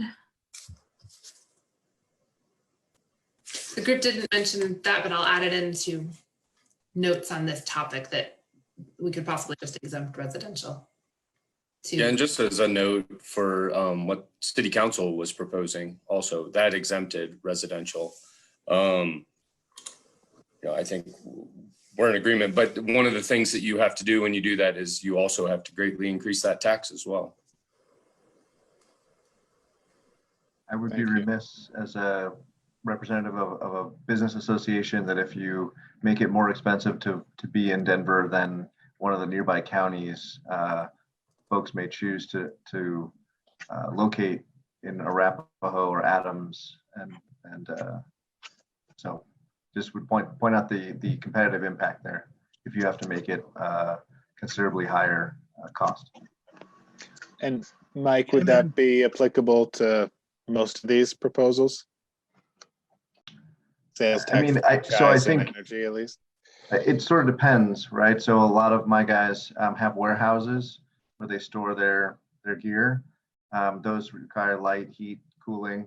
If it's a small incremental increase, I can say that probably my folks, given their interest in clean energy and supporting what Denver's doing, probably aren't going to be impacted. But if we exempt all, whatever, we have 600,000 people in Denver, and then the price of electricity goes up considerably for commercial, you know, they'll make a choice. We don't have huge margins anyway, so be it the choice is a warehouse in Denver or it's in Commerce City, maybe you just go over to Commerce City. And the other thing to remember that we talked about around that was, and I'm not saying that residential should be higher. I think we need to, because I don't know if that was the conversation that we had, but you know, talking about buildings is the same thing that Mike said when you look at all the property, right? And whether, you know, development or, you know, existing buildings start having problems getting tenants because they're already paying high, right, CAMs and energy rate. That the other piece that we discussed though is residential needs to have some kind of skin in the game, because what they start doing at home and those behaviors at home can transfer to work. So then are they going to then, when they get to the office, start helping the buildings reduce their energy usage because they're being much more cognizant of the energy that they're using. So. Great. So we're going to have to leave it with that thought-provoking thought, Stephen, and move on to our last group. We're running 3 minutes behind, and I want to make sure we get at least report outs from all the groups. So Marisol, who from your group? Apparently I've been nominated. Thank you, ladies. So I will make this really quick, but please, group, I ask you to add in. So we were the group that looked at all the remaining proposals, and there were a lot of them. So I would not say that we had a chance to go through them each in depth. There were a lot around transportation. So there was a lot around everything from congestion pricing to toll lanes. We thought that that's potentially worth taking a look at, but there were a lot of questions on who owns the rural roads? How would that happen? How much would it generate? There were certain models Grace mentioned from around the country, but it is really high infrastructure. And so, everybody has to have a transponder, and do you have different rates at different times?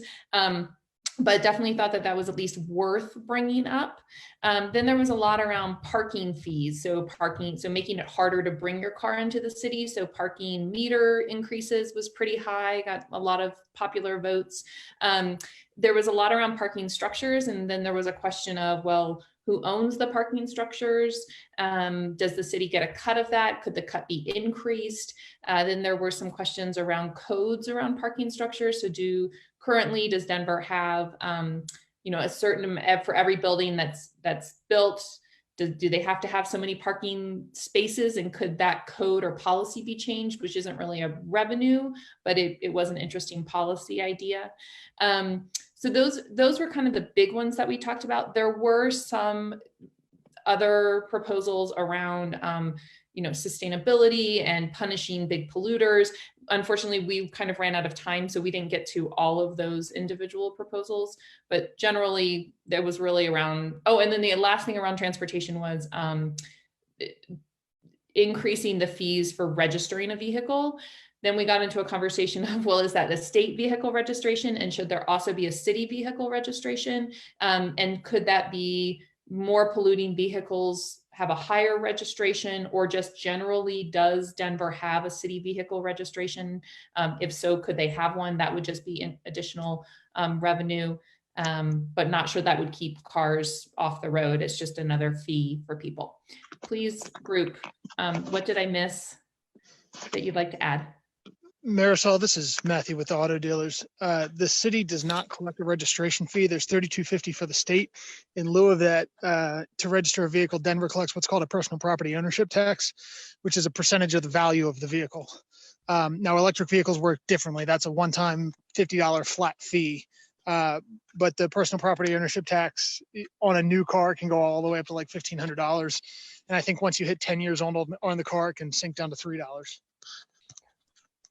Thanks, Matthew. Other thoughts, questions? Patty, Naomi, Michaela. I would echo there was a lot to consider and not enough time to get through it. And so to that point around the equity component, we didn't get to dive into it as much. But, one thing I shared with some of the ideas that were brought up from the community were things that the transportation work group had identified as solutions to get less vehicles on the road or keep vehicles off the road, but also as revenue. So that was helpful to see that the community echoed those sentiments without us putting that out there proactively. Great. Peep? Let's see, I'm off mute, that's good. I wasn't involved in this group, but I would just say that even if some of the revenue that comes in from some of these alternatives is low, that raising some of the fees for the way in which we really subsidize driving in so many ways is key to the success of us changing behavior. So that whole suite, whatever we land on, we do need to take a look at the low cost of parking currently in Denver and how highly subsidized that is, and different ways of addressing driving and reducing driving. So I think it's a key part of the overall goal of this task force is to start looking at the real costs of driving and apply those. Thanks, Pete. Right. Okay. Great work, everyone. Let's give this last group raised hands. Thank you. All right. I wanted to call out Veronica's comment about equity quickly. So she commented that lower income people are usually driving gas vehicles rather than electric vehicles because the upfront cost to purchase a new EV is oftentimes higher, although those costs are starting to come down. And to the point about charging a fee at the time of registration, Matthew gave a great sort of summary of what that currently looks like. I know that Boulder and a few other municipalities have examined the idea of having a local fee at the time of registration. So it's not a vehicle registration fee because that's what the state charges. would be based on MPG. And the way that they've addressed equity in that is they combine exactly what Matthew said. They combine the value of the vehicle with the MPG together. So if you have an older vehicle whose value may be lower, then you would pay a much lower fee. And if you have a newer vehicle, you would pay a higher fee. But if you have a new vehicle that's very, very fuel efficient or is an electric vehicle, you wouldn't pay at all. So the people that would pay the most would be somebody who has a brand new Hummer, for example. But somebody with an older gas vehicle wouldn't pay. So that doesn't completely solve the equity issue, but that's something that local governments have looked at. And Liz, if I can jump in on that for just a second. One, they haven't made Hummers in about 10 years. But there's an important part on that, on how to lower the cost for EV drivers. And it's by going for price paid for the car, not the manufacturer's sales retail price, because you can get $7,500 back from the feds, $5,000 back from, or I guess $4,000 now back from the state. Boulder's given money, Excel's given money, Nissan's given money. So if you are trying to drive down the cost of the taxation, if you do price paid, you generally get something closer to $15,000 that people are paying for EVs than the $42,000 that their list price is. Great. Thanks so much, Matthew. Last question from Frank. Boy, I wish I could get those kind of tax breaks for taking transit or riding my bike to different places. And and I'll just use that as a little segue into the inequity of like how we use our financial and economic structures in a perverse way that contributes to climate change. But also a question that I would have is like there's a way that we invest our money as a city too, and I'm wondering if that's going to be part of our conversations moving forward. So disinvesting from polluting and climate intensive portfolios and towards the other direction. And also, I don't want to just put to bed the purchasing of Pena Boulevard either. I'd like to keep that on the table, and I believe that you did. Because there's another equity issue there too, is like the people of Swansea didn't necessarily want to sell their homes, and yet they were purchased nonetheless. And I think that if we really feel that that purchasing Pena Boulevard is going to be a good route forward, so that we're not widening Pena Boulevard for cars, but maybe increasing the light rail access to it, then that's all a benefit as well. Thank you, Frank. So I do want to make sure that we have time. We have some pretty amazing work done by Group 14 that Celeste is going to present, both in terms of the level of investment needed for the solutions that you've generated, and also the gap analysis. So Marisol, any other introductions you want to do, or Liz to Celeste? And then Celeste, you're already a co-host, so you can share screen as you see fit. Marisol or Liz? No, I see. I'm good. Go ahead, Celeste. I know time is of the essence. Yes. Yep. Should get the right screen shared here.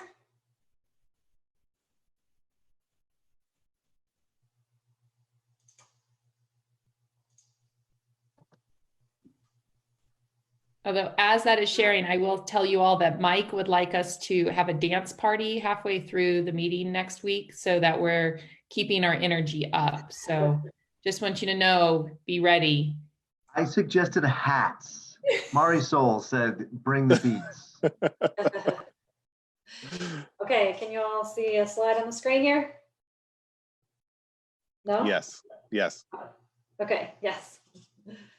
Okay, so this was distributed ahead of time, but I wanted to give some more flavor and background on several of the elements of the work that we did. So this first part's just an overview of some of the information. We helped prepare those kind of 2-pagers on the different topics before, but just kind of a reminder of where the 2018 emissions breakdown is currently. So some of the bigger pieces of the pie for transportation, buildings, and that consumption category. This is a summary of the task force goals, just as a reminder of everything that we considered in our analysis. So I won't go through those in detail. And then this is also just a summary of the different strategies. So we looked at the Trello boards, all the strategies that were on there. We've also had a spreadsheet running on the side, a big Google sheet that helps kind of do line items for different strategies, and that was used to develop some of the costs. So we'll get more into that, but just wanted to give an overview of all the different kind of categories and different strategies we looked at across all the different topics.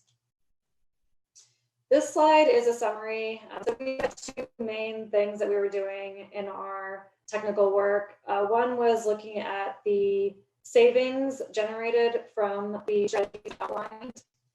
And that was done in a model that was initially developed as part of the 80 by 50. Hey, Celeste, can you lean forward a little? You're breaking up a bit. Oh, okay, yep. Let me know if that happens again. That's great.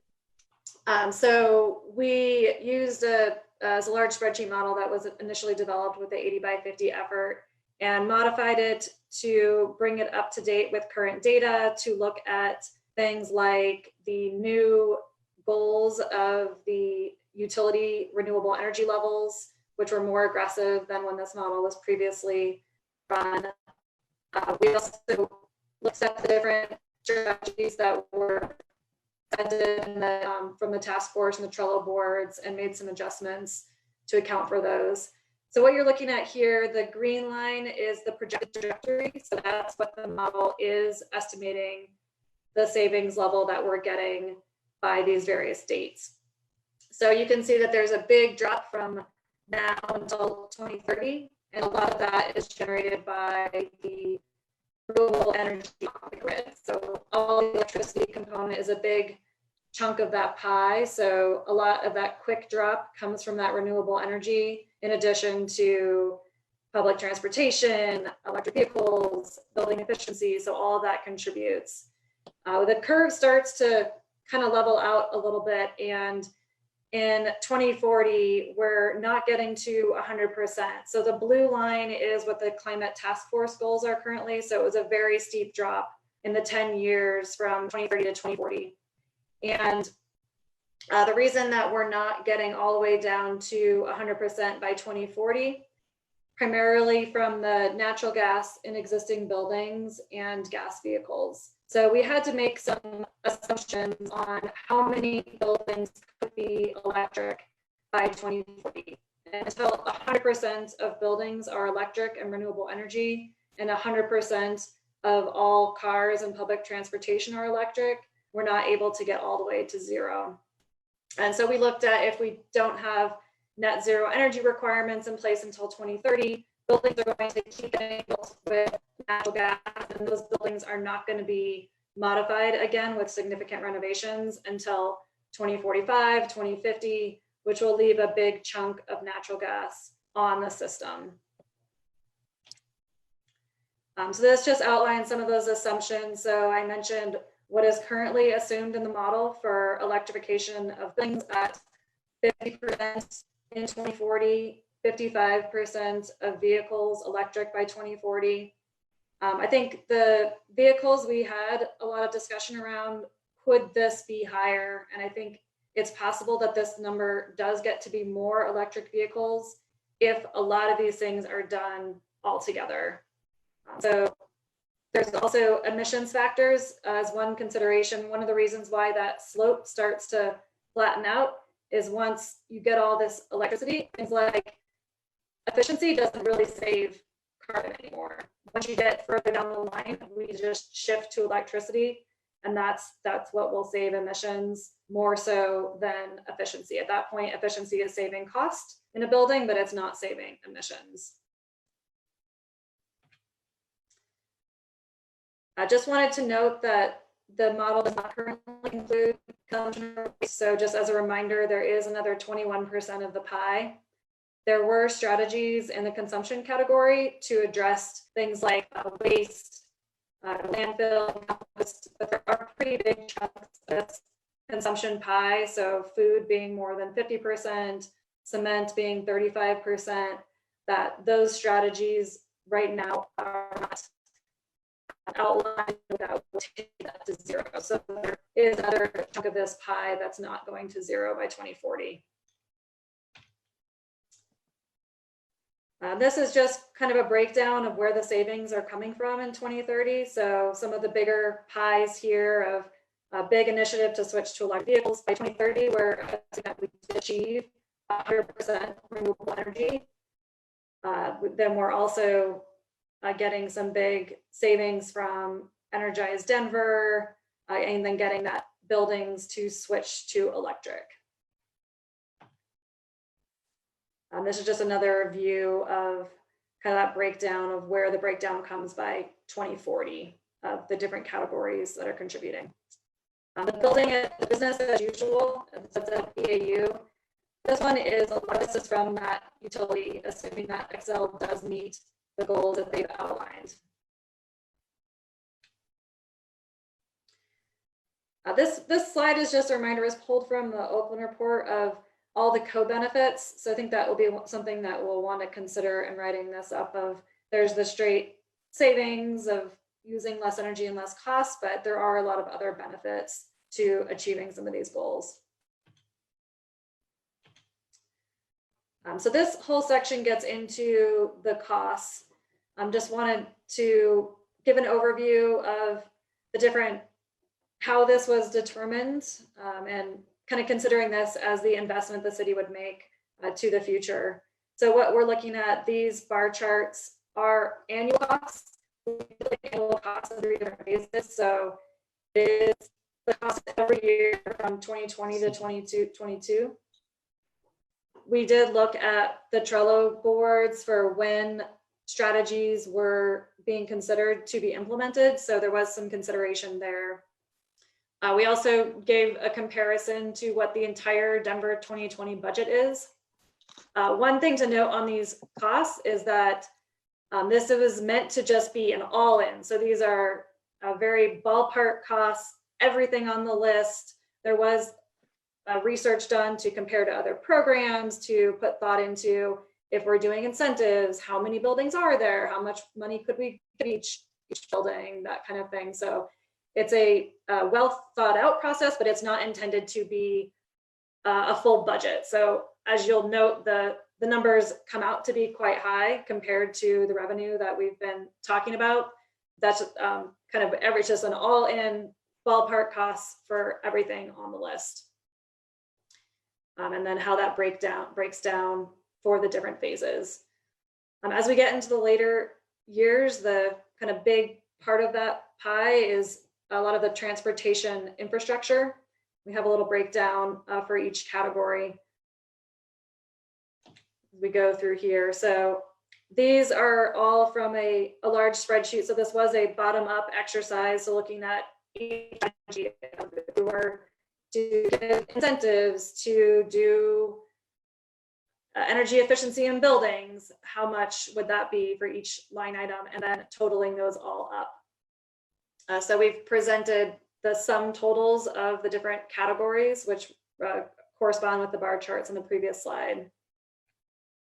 This gets into another level of summation, looking at a little bit of the breakdown. So separating out transportation from electric vehicles, and separating out some of the initiatives for commercial and residential, new construction, and existing buildings.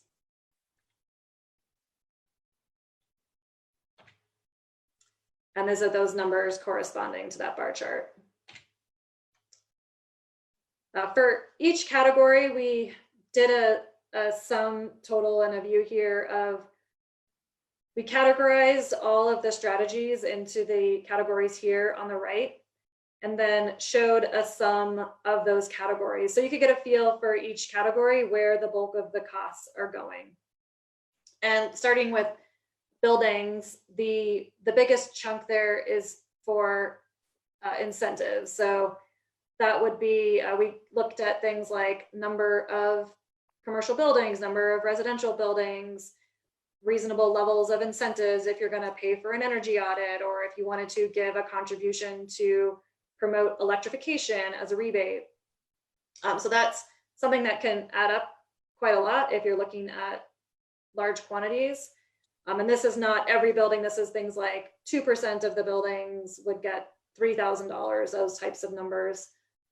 It's something that we'd have to consider from an equity perspective of how to divvy out the money to the people who need it and can benefit from that, balanced with where will the money be most effective to address climate change.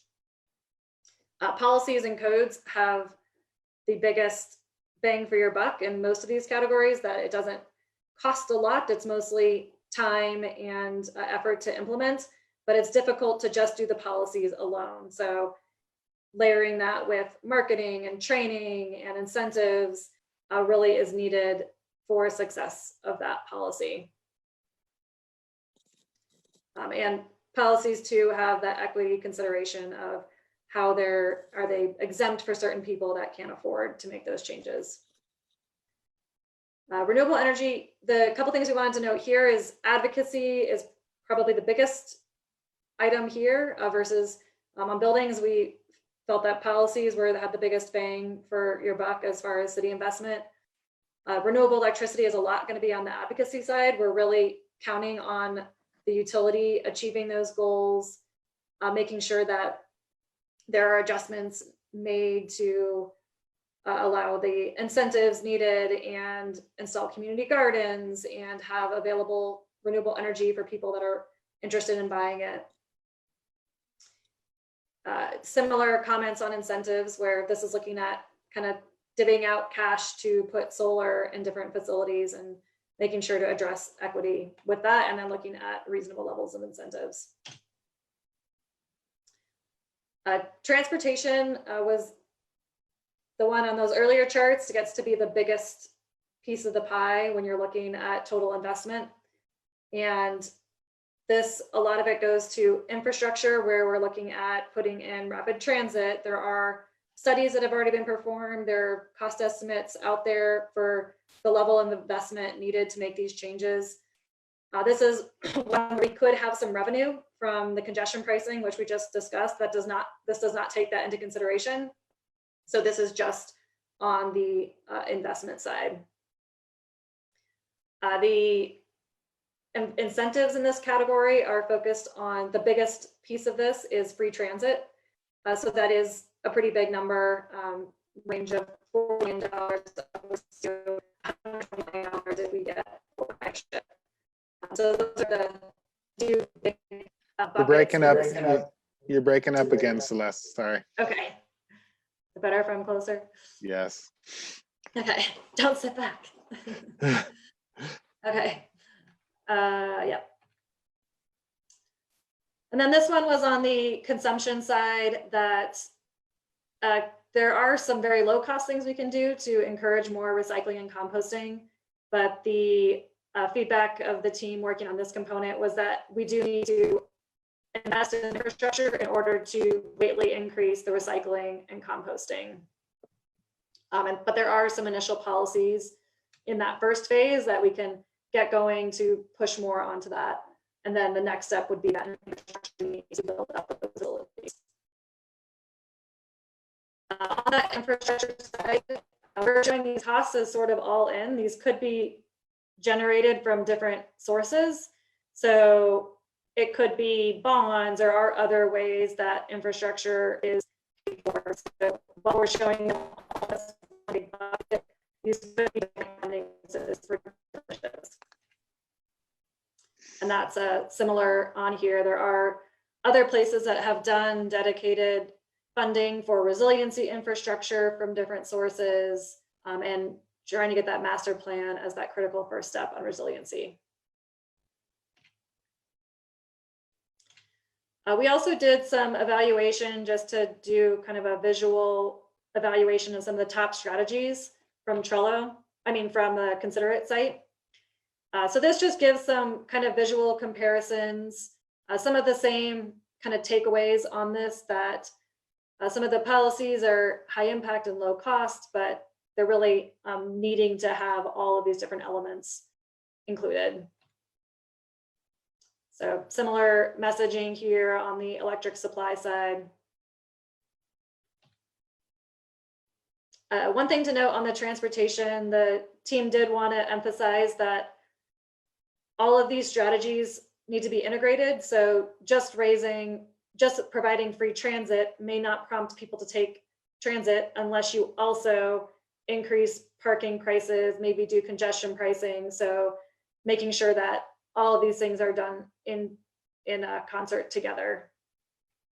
Also noting that while these infrastructure costs, they can be daunting, especially when you compare it to the whole pie, that there are significant co-benefits for the community to have spaces where you're not stuck in traffic, all these other benefits from that. EVs are also lower cost to operate. So there are other considerations there. And then this just gives that visual on that need to have that infrastructure. So this would be one of them of, they're not always where you can say, oh, we just want to do the stuff in the lower right-hand corner because it's the lowest cost and biggest impact. You need to invest in infrastructure on some of these in order to make it a reality. I think that's the end of the slides. And open to questions.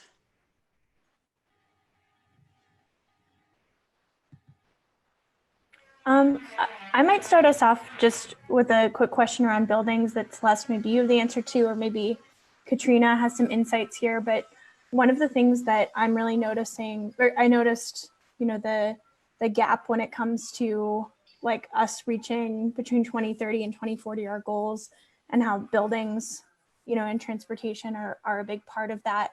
And so it occurs to me that right now, as Denver continues to grow, although, you know, we'll see what that looks like, you know, in the midst of this crisis. But as we're building new buildings and creating more gas hookups, like it seems to me like we are digging ourselves further into a hole by doing that.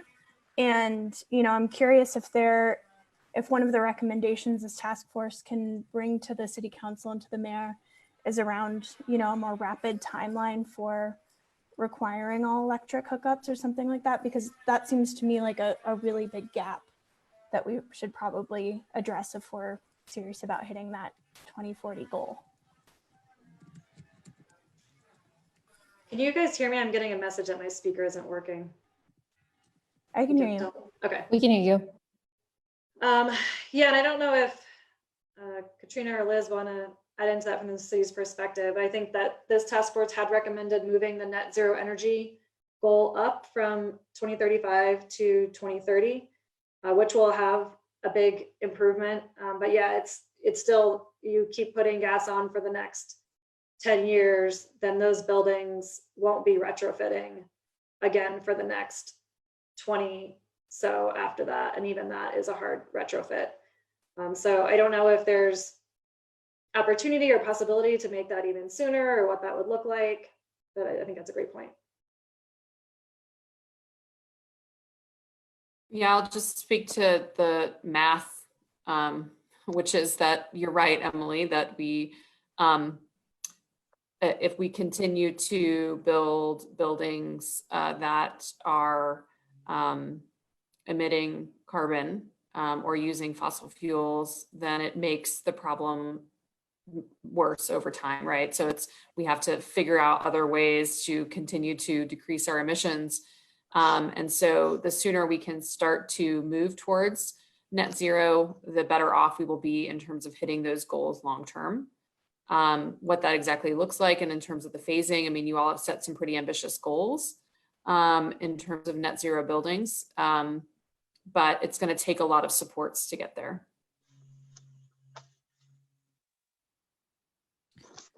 Celeste, this is Jessica. I'm wondering if it's possible and would take minimal effort for you to run the numbers for the 3 phases without the incentives.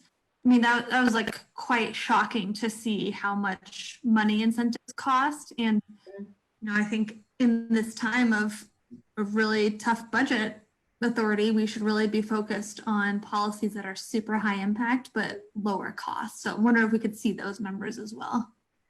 Yep, certainly. And I think I saw that was going to be one of the next steps. Is that right, Jacob and Marisol, that we could have a more detailed look at this and doing different versions of, it's all in a spreadsheet, so it's pretty easy to zero stuff out or say, we're going to cut that incentive down to 10% of what we have now. Marisol, you want to go or do you want me to? All right.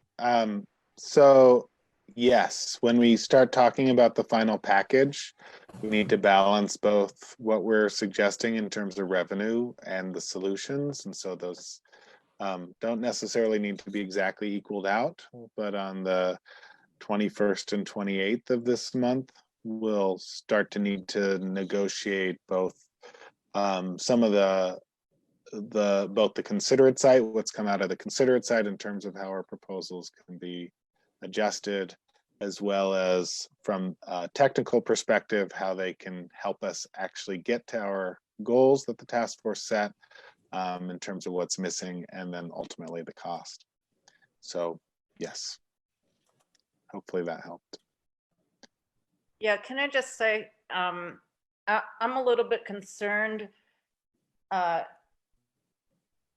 even consider not having incentives in there, creating grounds for really splitting people who largely rely on public transportation, low-income communities that also rely on their cars to get to work if they can maintain or hold on to their work, really runs against our principle of putting equity first. And, you know, unless there's some kind of federal level package that comes down with a stimulus to promote public transportation, and, you know, there can be investments in that way.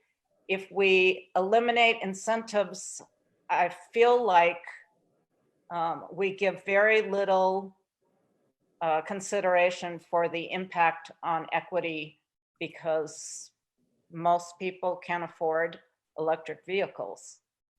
So there has to be something that falls on the side of providing much more public alternatives that are energy efficient and also operate concurrently.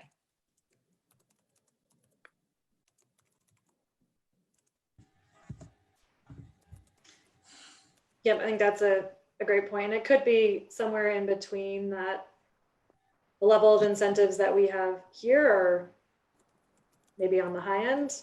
And is there a smaller level of incentives that could be very directed, that it's not a pot of money for anybody. It's a very specific pot of money to help people who need it the most.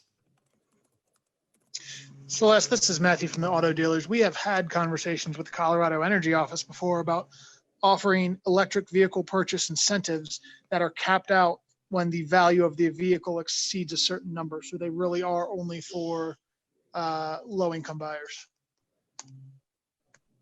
Yeah, there's probably lots of ways to do that.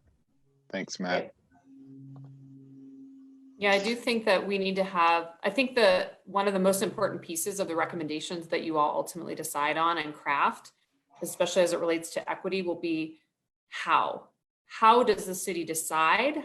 Whatever funds might become available, we don't really know, right? We don't know how much might be available. We can put numbers to it, we can put estimates, we can put projections, and we should have that in this document, but we don't ultimately know. But once we do have money in place, the how is so important. So I think that's going to be a really important piece of this report, is making sure that those principles are front and center as those decisions are made, so that the dollars can benefit those who need it most.